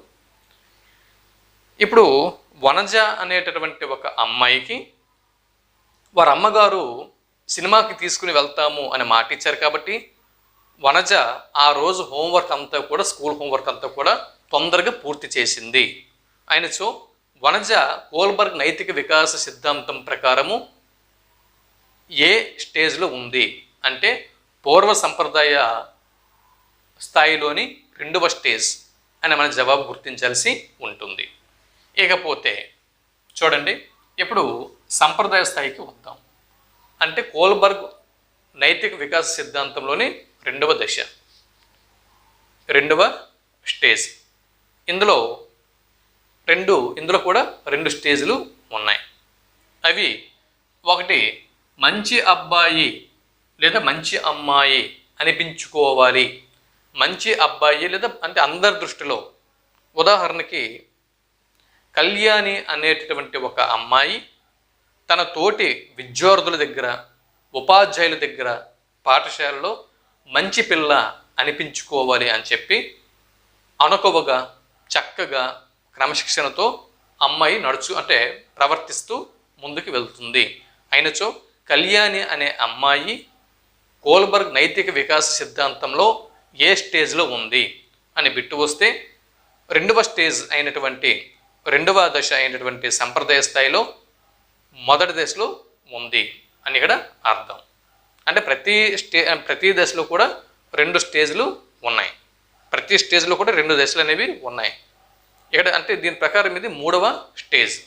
అంటే ఓవరాల్గా మూడవ స్టేజ్. అంటే మంచి బాలుడు, మంచి బాలిక నీతి కోల్బర్గ్ నైతిక వికాస సిద్ధాంతంలో ఓవరాల్గా థర్డ్ స్టేజ్. దాని తర్వాత స్వయం క్రమశిక్షణ ఏదైతే ఉందో, ఇదిగో స్వయం క్రమశిక్షణ ఏదైతే ఉందో, క్రమశిక్షణను దృష్టిలో పెట్టుకుని ప్రవర్తించడం ఏదైతే ఉందో, ఇది కోల్బర్గ్ నైతిక వికాస సిద్ధాంతంలో ఓవరాల్గా 4వ స్టేజ్. అంటే ఇక్కడేంటి? చట్టము, ధర్మము ప్రకారము నడుచుకోవటం, అంటే చట్టం ప్రకారము, ధర్మం ప్రకారం నడుచుకోవాలి అని చెప్పి ఇక్కడ విద్యార్థులు లేదా ప్రజలు చట్టం, ధర్మం ప్రకారం నడుచుకుంటూ వెళ్తున్నారు. అంటే చట్టాన్ని దృష్టిలో పెట్టుకొని, ధర్మంని దృష్టిలో పెట్టుకొని ఇక్కడ క్రమశిక్షణతో ఉంటున్నారు. అయినచో ఇక్కడ కోల్బర్గ్ యొక్క 4వ స్టేజ్లో ఈ వ్యక్తులు ఉన్నట్టు. ఇకపోతే 5వ స్టేజ్, కోల్బర్గ్ యొక్క 5వ స్టేజ్, 6వ స్టేజ్ చూస్తే సామాజిక సంబంధాల పట్ల దృష్టి నిలపడం, సామాజిక సంబంధాలు, సామాజిక బాధ్యతల పట్ల దృష్టి నిలిపి ప్రవర్తించడంని ఇది కోల్బర్గ్ యొక్క 5వ స్టేజ్గా చెప్పొచ్చు. అదే వ్యక్తిగత నైతిక సూత్రాలు, ఆత్మసాక్షి, తన ఆత్మసాక్షిని దృష్టిలో పెట్టుకుని చూడండి, సామాజిక సంబంధాలపై దృష్టి పెట్టి నడుచుకుంటే అది కోల్బర్గ్ యొక్క 5వ స్టేజ్. ఆత్మసాక్షి అంటే పోలీసుడు శిక్షించినా శిక్షించకపోయినా, ఇప్పుడు ఉదాహరణకి బైక్ మీద వెళ్ళేటప్పుడు హెల్మెట్ పెట్టుకోవాలి. ఓకే, హెల్మెట్ పెట్టుకోవాలి. ఇక్కడ పోలీసుడు చూస్తాడనో ఎవరు శిక్షిస్తాడనో లేదా సమాజంలో ఎవరి మనకుంతరనో అని కాకుండా తన ఆత్మ చెబుతుంది. ఏంటని? ఒక వ్యక్తికి తన ఆత్మ చెబుతుంది, నేను బైక్ మీద వెళ్ళేటప్పుడు తప్పనిసరిగా నేను హెల్మెట్ పెట్టుకోవడం నా ధర్మం అని చెప్పి వ్యక్తి తన ఆత్మసాక్షిగా ఇంకెవరి కోసం కాదు, తన ఆత్మసాక్షిగా తన ఆత్మ చెప్పిన మాటని వింటూ తాను హెల్మెట్ ధరించి బైక్ మీద వెళ్ళాడు అనుకుందాం. కాబట్టి ఇది ఆ వ్యక్తి తన యొక్క వ్యక్తిగత సూత్రంగా తన యొక్క ఆత్మసాక్షిగా తాను భావించి హెల్మెట్ పెట్టుకున్నాడు. కాబట్టి ఇక్కడ ఇది కోల్బర్గ్ యొక్క నైతిక వికాస సిద్ధాంతంలో ఆయన 6వ స్టేజ్లో ఉన్నాడు. అంటే 3వ దశలోని 6వ స్టేజ్లో, అంటే 3వ దశలోని 2వ స్టేజు, ఓవరాల్గా 6వ స్టేజ్లో ఉన్నాడు. ఇది చూసారా? ఉదాహరణకి ఒకవేళ హెల్మెట్ పెట్టుకోకపోతే పోలీసు వాడు ఫైన్ వేస్తాడు అని పెట్టుకుంటే ఇది విధేయత శిక్ష ఓరియంటేషన్. అంటే శిక్ష పడుతుంది. ఉదాహరణకి బైక్ మీద వెళ్తున్నప్పుడు అమ్మో నేను హెల్మెట్ ధరించకపోతే పోలీసు వాడు నాకు శిక్ష వేస్తాడు అంటే శిక్షకు భయపడి హెల్మెట్ పెట్టుకుంటే అది విధేయత శిక్ష ఓరియంటేషన్, కోల్బర్గ్ యొక్క మొదటి స్టేజ్. లేదా హెల్మెట్ పెట్టుకొని నేను వెళ్తే పోలీసు వాడు నాకు బహుమతి ఇస్తాడు, హెల్మెట్ పెట్టుకుంటే నాకు పోలీసుడు బహుమతి ఇస్తాడు, సో బహుమతి కోసం హెల్మెట్ పెట్టుకుంటే అది కోల్బర్గ్ యొక్క 2వ స్టేజ్. అంటే పూర్వ సంప్రదాయ స్థాయిలో 2వ స్టేజ్, ఓవరాల్గా 2వ స్టేజ్. ఒకవేళ నేను హెల్మెట్ పెట్టుకుంటే అక్కడ ఉన్నటువంటి పోలీసులు అలాగే బ్రేక్ ఇన్స్పెక్టర్లు అందరూ కూడా నన్ను మెచ్చుకుంటారు, నేను మంచివాడిని, నేను మంచి వ్యక్తిని అని పోలీసులు అందరూ కూడా మెచ్చుకుంటారు. అంటే ఏంటి?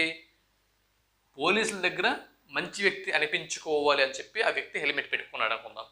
అప్పుడు కోల్బర్గ్ యొక్క సంప్రదాయ స్థాయిలో మొదటి స్టేజ్లో ఉన్నట్టు, ఓవరాల్గా 3వ స్టేజ్లో ఉన్నట్టు ఆ వ్యక్తి.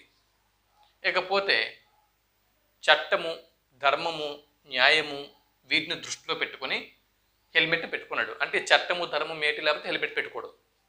అర్థమైందే? క్రమశిక్షణతో ఉండాలి కాబట్టి హెల్మెట్ పెట్టుకుంటున్నాడు క్రమశిక్షణ కోసం. సో ఇది కోల్బర్గ్ యొక్క 4వ స్టేజ్. ఇకపోతే సామాజిక సంబంధాలు దృష్టిలో పెట్టుకొని ఇది సామాజిక బాధ్యత అని చెప్పి హెల్మెట్ పెట్టుకుంటే అది కోల్బర్గ్ యొక్క మొత్తం అంటే 5వ స్టేజ్లో ఉన్నట్టు. అది సామాజిక బాధ్యత అని కాకుండా ఇది నా వ్యక్తిగత బాధ్యత అని భావించి హెల్మెట్ పెట్టుకుంటే ఇక్కడ కోల్బర్గ్ యొక్క 6వ స్టేజ్, నైతిక వికాస సిద్ధాంతంలో 6వ స్టేజ్లో ఉన్నట్టు. అది ఇక్కడేంటి? శిక్ష కోల్బర్గ్ యొక్క మొదటి స్థాయి. 2వ స్టేజ్ ఏంటి? బహుమతి. 3వ స్టేజ్ ఏంటి? మంచి అమ్మాయి, మంచి అబ్బాయి, నీతి. 4వ స్టేజ్ ఏంటి? క్రమశిక్షణ. 5వ స్టేజ్ ఏంటి? సామాజిక బాధ్యత. 6వ స్టేజ్ ఏంటి? ఆత్మ సాక్షి. ఇవి కోల్బర్గ్ యొక్క నైతిక వికాస సిద్ధాంతంలోని. దీని తర్వాత థియరీ నోమ్ చోమ్స్కీ ప్రతిపాదించినటువంటి భాషా ఆర్జన సిద్ధాంతం. నోమ్ చోమ్స్కీ అమెరికా దేశానికి చెందినటువంటి నోమ్ చోమ్స్కీ ప్రతిపాదించిన భాషా ఆర్జన సిద్ధాంతం ప్రకారం చూడండి, ముఖ్యంగా 10 పాయింట్లు మనం గుర్తుపెట్టుకోవాల్సి ఉంటుంది. నోమ్ చోమ్స్కీ అనగానే 10 పాయింట్లని మనం గుర్తుపెట్టుకోవాల్సి ఉంటుంది. అది ఒకటి, ప్రధానంగా ల్యాడ్, ల్యాడ్ దీని గురించి నోమ్ చోమ్స్కీ భాషా ఆర్జన సిద్ధాంతం అనగానే ముఖ్యంగా లాంగ్వేజ్ ఎక్విజిషన్ డివైస్ అన్నటువంటి ల్యాడ్ అన్న అంశం మీద బిట్ రావడానికి అవకాశం అనేది ఉంది. అంటే మనిషి యొక్క మెదడులో ఈ ల్యాడ్ అనేటటువంటి ఈ నిర్మాణము లేదా పరికరం అనేది ఉంటుందని, ఈ ల్యాడ్ అన్న పరికరం వల్లనే మిగిలినటువంటి జంతుజాలంకి భిన్నంగా మనిషికి ఈ భాష ఆర్జన అనే శక్తి అలవడిందని ఇక్కడ నోమ్ చోమ్స్కీ దీన్ని ప్రతిపాదించడం జరిగింది.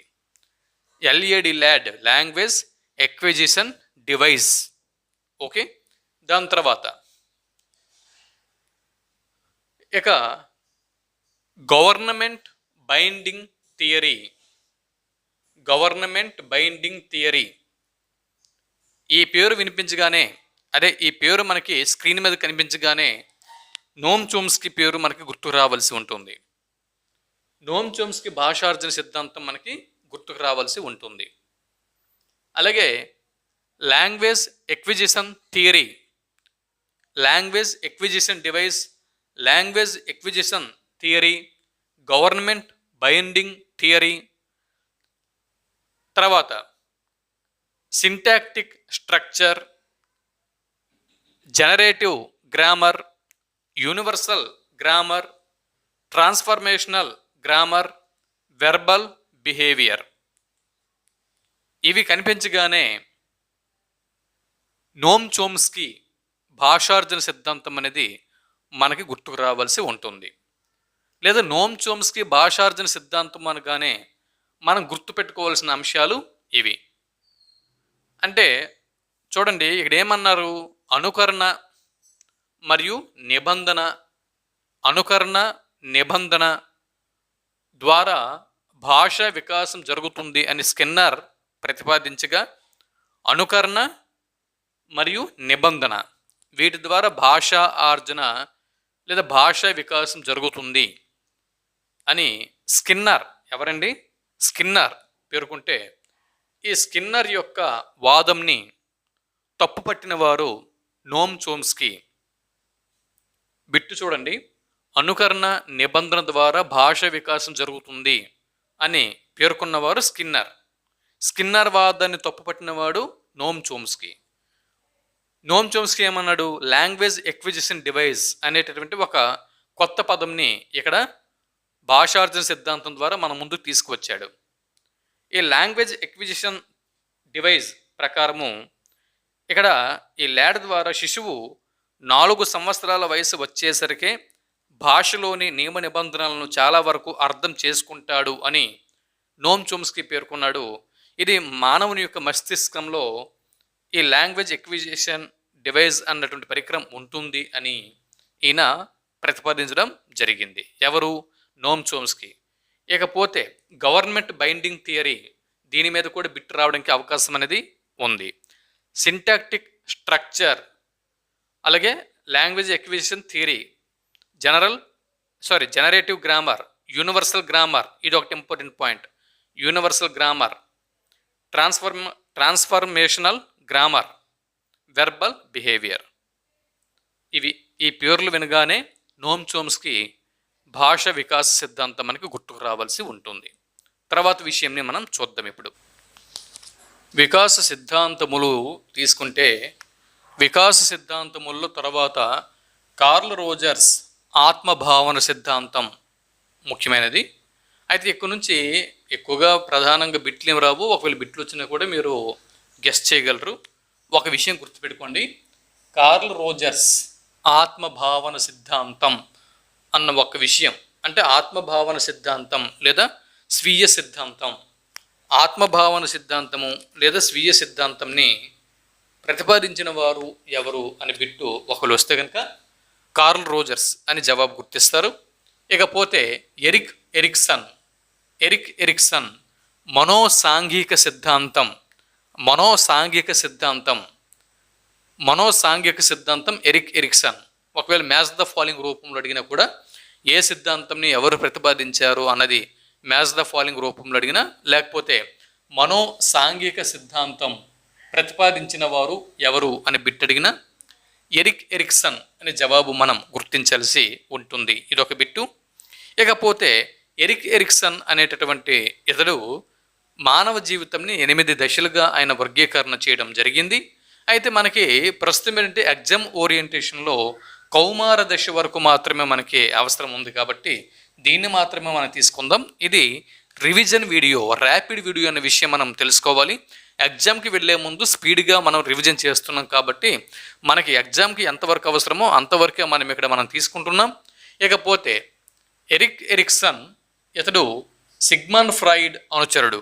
సిగ్మండ్ ఫ్రాయిడ్కు ఇతడు అనుచరుడు. సిగ్మండ్ ఫ్రాయిడ్ ఇచ్చినటువంటి సిద్ధాంతం ఏదైతే ఉందో సిగ్మండ్ ఫ్రాయిడ్ సిద్ధాంతంని ఆధారంగా చేసుకుని ఈయన మనోసాంఘిక సిద్ధాంతాన్ని రూపొందించడం జరిగింది. ఇకపోతే ఇక్కడ చూడండి, శిశువు అంటే ఎరిక్సన్ ప్రకారం జన్మించిన శిశువు 1.5 సంవత్సరాల వరకు తాను 1.5 సంవత్సరాల వరకు నమ్మకం అపనమ్మకం అనేటటువంటి లక్షణంని కనబరుస్తుంది అన్న విషయం ఇక్కడ మనం గుర్తుపెట్టుకోవాల్సి ఉంటుంది. నమ్మకం అపనమ్మకం, స్వయం ప్రతిపత్తి, సిగ్గు సంశయం, చొరవ మరియు అపరాధం, శ్రమశీలత న్యూనత, తాదాత్మ్య సంభ్రమం అన్నటువంటి ఈ అంశాల మీద మనకి కొంచెం అవగాహన అనేది ఉండాలి. కొంచెం కాదు, బాగా అవగాహన ఉండాలి. నమ్మకం అపనమ్మకం కదా, నమ్మకం అపనమ్మకం అనేది ఎరిక్సన్ యొక్క మనోసాంఘిక సిద్ధాంతంలోని ఫస్ట్ స్టేజ్. ఇది శిశువుకి 1.5 సంవత్సరాల వరకు ఉంటుంది అన్న విషయం మనం గుర్తుపెట్టుకోవాలి. ఇది పూర్వ శైశవ దశలో ఉండేటటువంటి ఒక గుణం. ఇక్కడ ఆశ అనేటటువంటి గుణంని ఇక్కడ మనం గమనించవచ్చు. ఇకపోతే స్వయం ప్రతిపత్తి మరియు సిగ్గు సంశయం. శిశువు స్వయం ప్రతిపత్తి, సిగ్గు సంశయం అన్న లక్షణాలని వ్యక్తపరిచే దశ ఉత్తర శైశవ దశ. ఓకే, నమ్మకం అపనమ్మకం అనేది పూర్వ శైశవం, సిగ్గు సంశయం స్వయం ప్రతిపత్తి అనేది ఉత్తర శైశవం. ఇది 3 సంవత్సరాల వరకు ఉంటుంది. 1.5 సంవత్సరాల నుంచి 3 సంవత్సరాల వరకు స్వయం ప్రతిపత్తి వెసస్ సిగ్గు సంశయం దశ అన్నమాట. దాని తర్వాత ఎరిక్సన్ మనోసాంఘిక సిద్ధాంతంలో 3వ దశ చొరవ వెసస్ అపరాధం దశ. నమ్మకం అపనమ్మకం, స్వయం ప్రతిపత్తి, సిగ్గు సంశయం, చొరవ అపరాధం. ఇది 3 సంవత్సరాల నుంచి 6 సంవత్సరాల వరకు ఉంటుంది. అంటే ఇది క్రీడా దశ లేదా పూర్వ పాఠశాల దశ అని మనం భావించవచ్చు. క్రీడా దశ లేదా పూర్వ పాఠశాల దశ అని మనం క్లియర్గా మనం ఇక్కడ ఒక బండ గుర్తు అనేది మనం పెట్టుకోవచ్చు. పూర్వ శైశవం, ఉత్తర శైశవం, తర్వాత పూర్వ పాఠశాల దశ అయిపోయింది, తర్వాత పాఠశాల దశ. అవునా? ఈ పాఠశాల దశలో శ్రమశీలత న్యూనత దశ. ఇది శ్రమశీలత న్యూనత దశ 6 సంవత్సరాల నుంచి 12 సంవత్సరాల వరకు ఈజీ గుర్తుంటుంది. ఎందు గురించి అంటే 13వ సంవత్సరం నుంచి టీనేజ్ అనేది వచ్చేస్తుంది, కౌమారం అనేది వచ్చేస్తుంది. కాబట్టి అడాలసరీ వయసు అనేది వచ్చేస్తుంది. 12 సంవత్సరాల నుంచి 20 సంవత్సరాల వరకు కౌమార దశ. ఇక్కడ తాదాత్మ్యం మరియు తదాత్మ్య సంభ్రమం అన్నటువంటి గుణంని మనం విద్యార్థుల్లో గమనించవచ్చు. ఇది. ఇకపోతే గుణం పూర్వ శైశవంలో ఆశ అన్న గుణంని కలిగి ఉంటారు. ఉత్తర శైశవంలో తలంపు అన్న గుణంని కలిగి ఉంటారు. క్రీడా దశలో ప్రయోజనం అనేటటువంటి లక్షణంని కనబరుస్తారు. పాఠశాల దశలో సామర్థ్యం అన్న లక్షణం అనేది ఇక్కడ ఉంటుంది. కౌమార దశలో విశ్వసనీయత అన్నటువంటి గుణం ఇక్కడ ఉంటుంది. ఇవి అంటే ఎరిక్సన్ మనోసాంఘిక సిద్ధాంతంలో ఇవి ప్రధానంగా మనం గుర్తుపెట్టుకోవలసినటువంటి అంశాలు. ఈ అంశాలని చూసుకుంటూ ఎగ్జామ్కి ఒకసారి వెళ్ళండి. చూడండి, ఎరిక్సన్ మనోసాంఘిక సిద్ధాంతంలో నమ్మకం అపనమ్మకం, దాని తర్వాత స్వయం ప్రతిపత్తి స్వయం ప్రతిపత్తి సిగ్గు సంశయం, ఇకపోతే చొరవ అపరాధం, శ్రమశీలత న్యూనత, తాదాత్మ్య సంభ్రమం. ఒకసారి చూసుకోండి. ఇవి ఇక్కడితో వికాస సిద్ధాంతములు కూడా మనం పూర్తి చేసుకోవడం జరిగింది.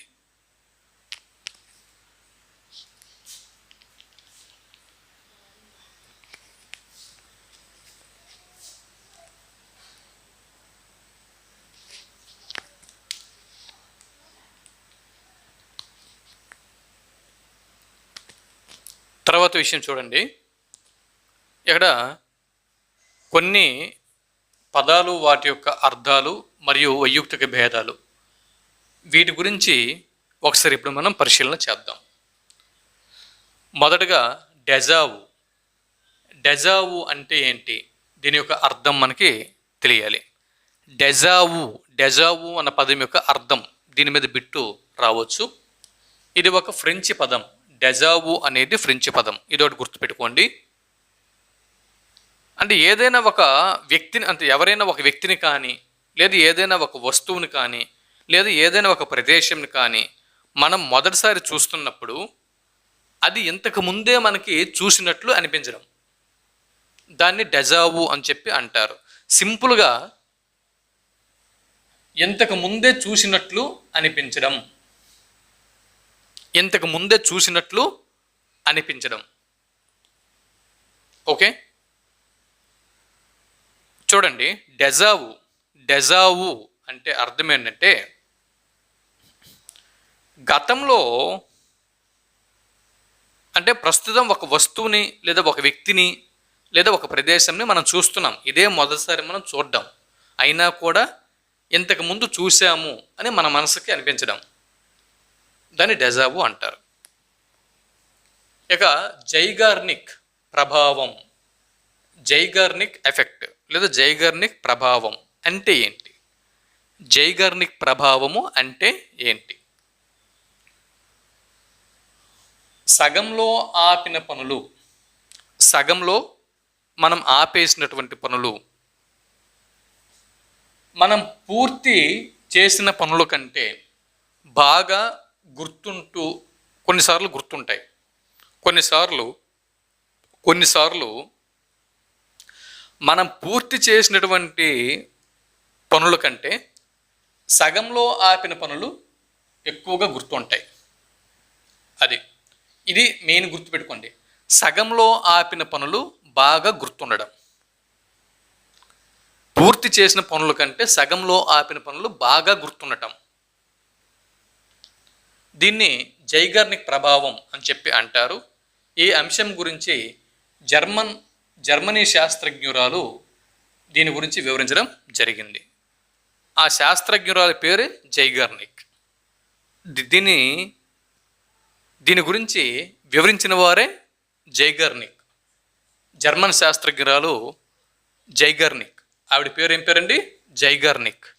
జైగార్నిక్ అన్న ఆవిడ ఈ విషయం గురించి వివరించి చెప్పారు కాబట్టి దీన్ని జైగార్నిక్ ఎఫెక్ట్ అని చెప్పి అంటున్నారు. అంటే సగంలో ఆపిన పనులు పూర్తయిన పనుల కంటే ఎక్కువగా గుర్తుకు వస్తూ ఉండటం, దాన్ని జైగార్నిక్ ప్రభావం అని చెప్పి అంటారు. ఇకపోతే అమ్నీషియా. అమ్నీషియా అంటే ఏంటి? తనను గురించి తాను మర్చిపోవటం, తనను గురించి తాను మర్చిపోవటం,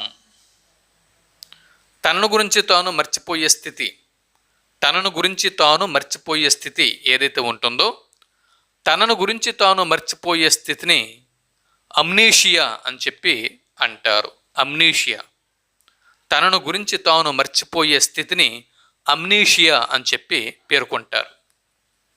ఇకపోతే వైయుక్తిక భేదాలు. వైయుక్తిక భేదాలు విద్యార్థుల్లో చూడండి. ఈ వైయుక్తిక భేదాలంటే మనకు తెలుసు. వైయుక్తిక భేదాలంటే మనకి తెలుసు, ఒక వ్యక్తికి ఇంకొక వ్యక్తికి మానసికంగాను శారీరకంగాను కొన్ని భేదాలు అనేవి ఉంటాయి కదా. ఏ ఇద్దరు వ్యక్తులు ఒక విధంగా ఉండరు. కాబట్టి ఇదే వైయుక్తిక భేదాలు అన్నమాట. వ్యక్తికి కొన్ని భేదాలు అనేవి ఉంటాయి. ఎంత ట్విన్స్ కవల సోదరులైనా కూడా ఒక విధంగా ఉండరు. వ్యక్తికి కొన్ని భేదాలు అనేవి మనకి కనిపిస్తూ ఉంటాయి.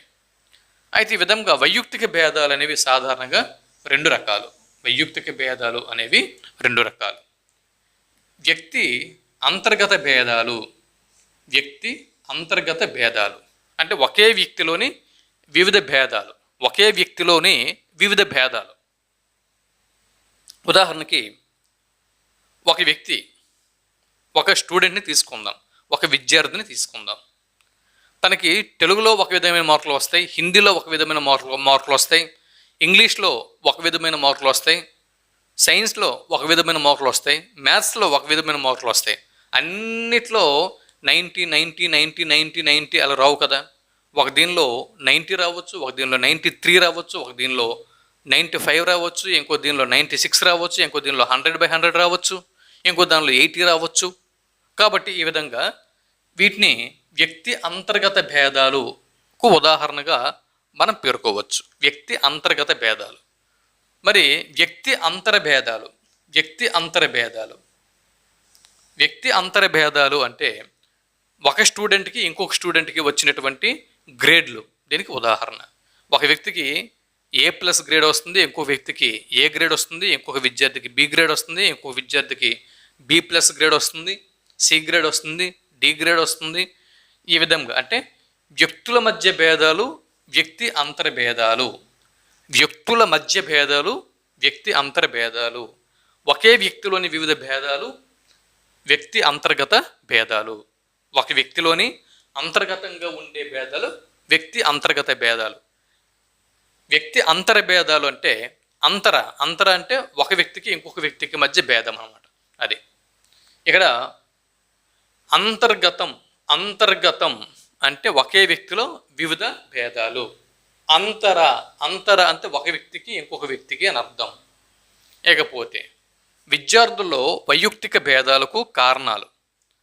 అనువంశికత ఒక కారణం, పరిసరాలు మరొక కారణం, వయస్సు ఇంకొక కారణం, లైంగిక భేదాలు మరొక కారణం, జాతి మరొక కారణం, ఆర్థిక పరిస్థితులు మరొక కారణం. ఈ 6 రకాల కారణాలు విద్యార్థుల వైయక్తిక భేదాలకు కారణాలు. ఇదండి. అయితే వీడియో ఎక్కువగా లెంగ్త్ ఎక్కువయ్యింది. ఇక్కడ నా మొబైల్లో స్పేస్ సరిపోవట్లేదు, మెమొరీ కార్డు స్పేస్ సరిపోవట్లేదు. దీనికి కంటిన్యూషన్ నేను 2వ వీడియోలో ఇస్తున్నాను, చూడండి. ఎగ్జామ్కి వెళ్ళే ముందు తప్పనిసరిగా ఈ వీడియోలు మీరు చూడండి. శిశు వికాసం అధ్యాపనంలో చక్కగా మీరు మంచి స్కోరింగ్ చేస్తారు. 25 అబవ్ మార్క్స్ మీరు గెయిన్ చేయగలరు. ఓకే, సరే. చెప్పాను కదా, నా మొబైల్లో స్పేస్ సరిపోవట్లేదు. సో స్పేస్ లేదు కాబట్టి దీన్ని మరొక వీడియోలో కంటిన్యూ చేస్తున్నాను. సెలవు.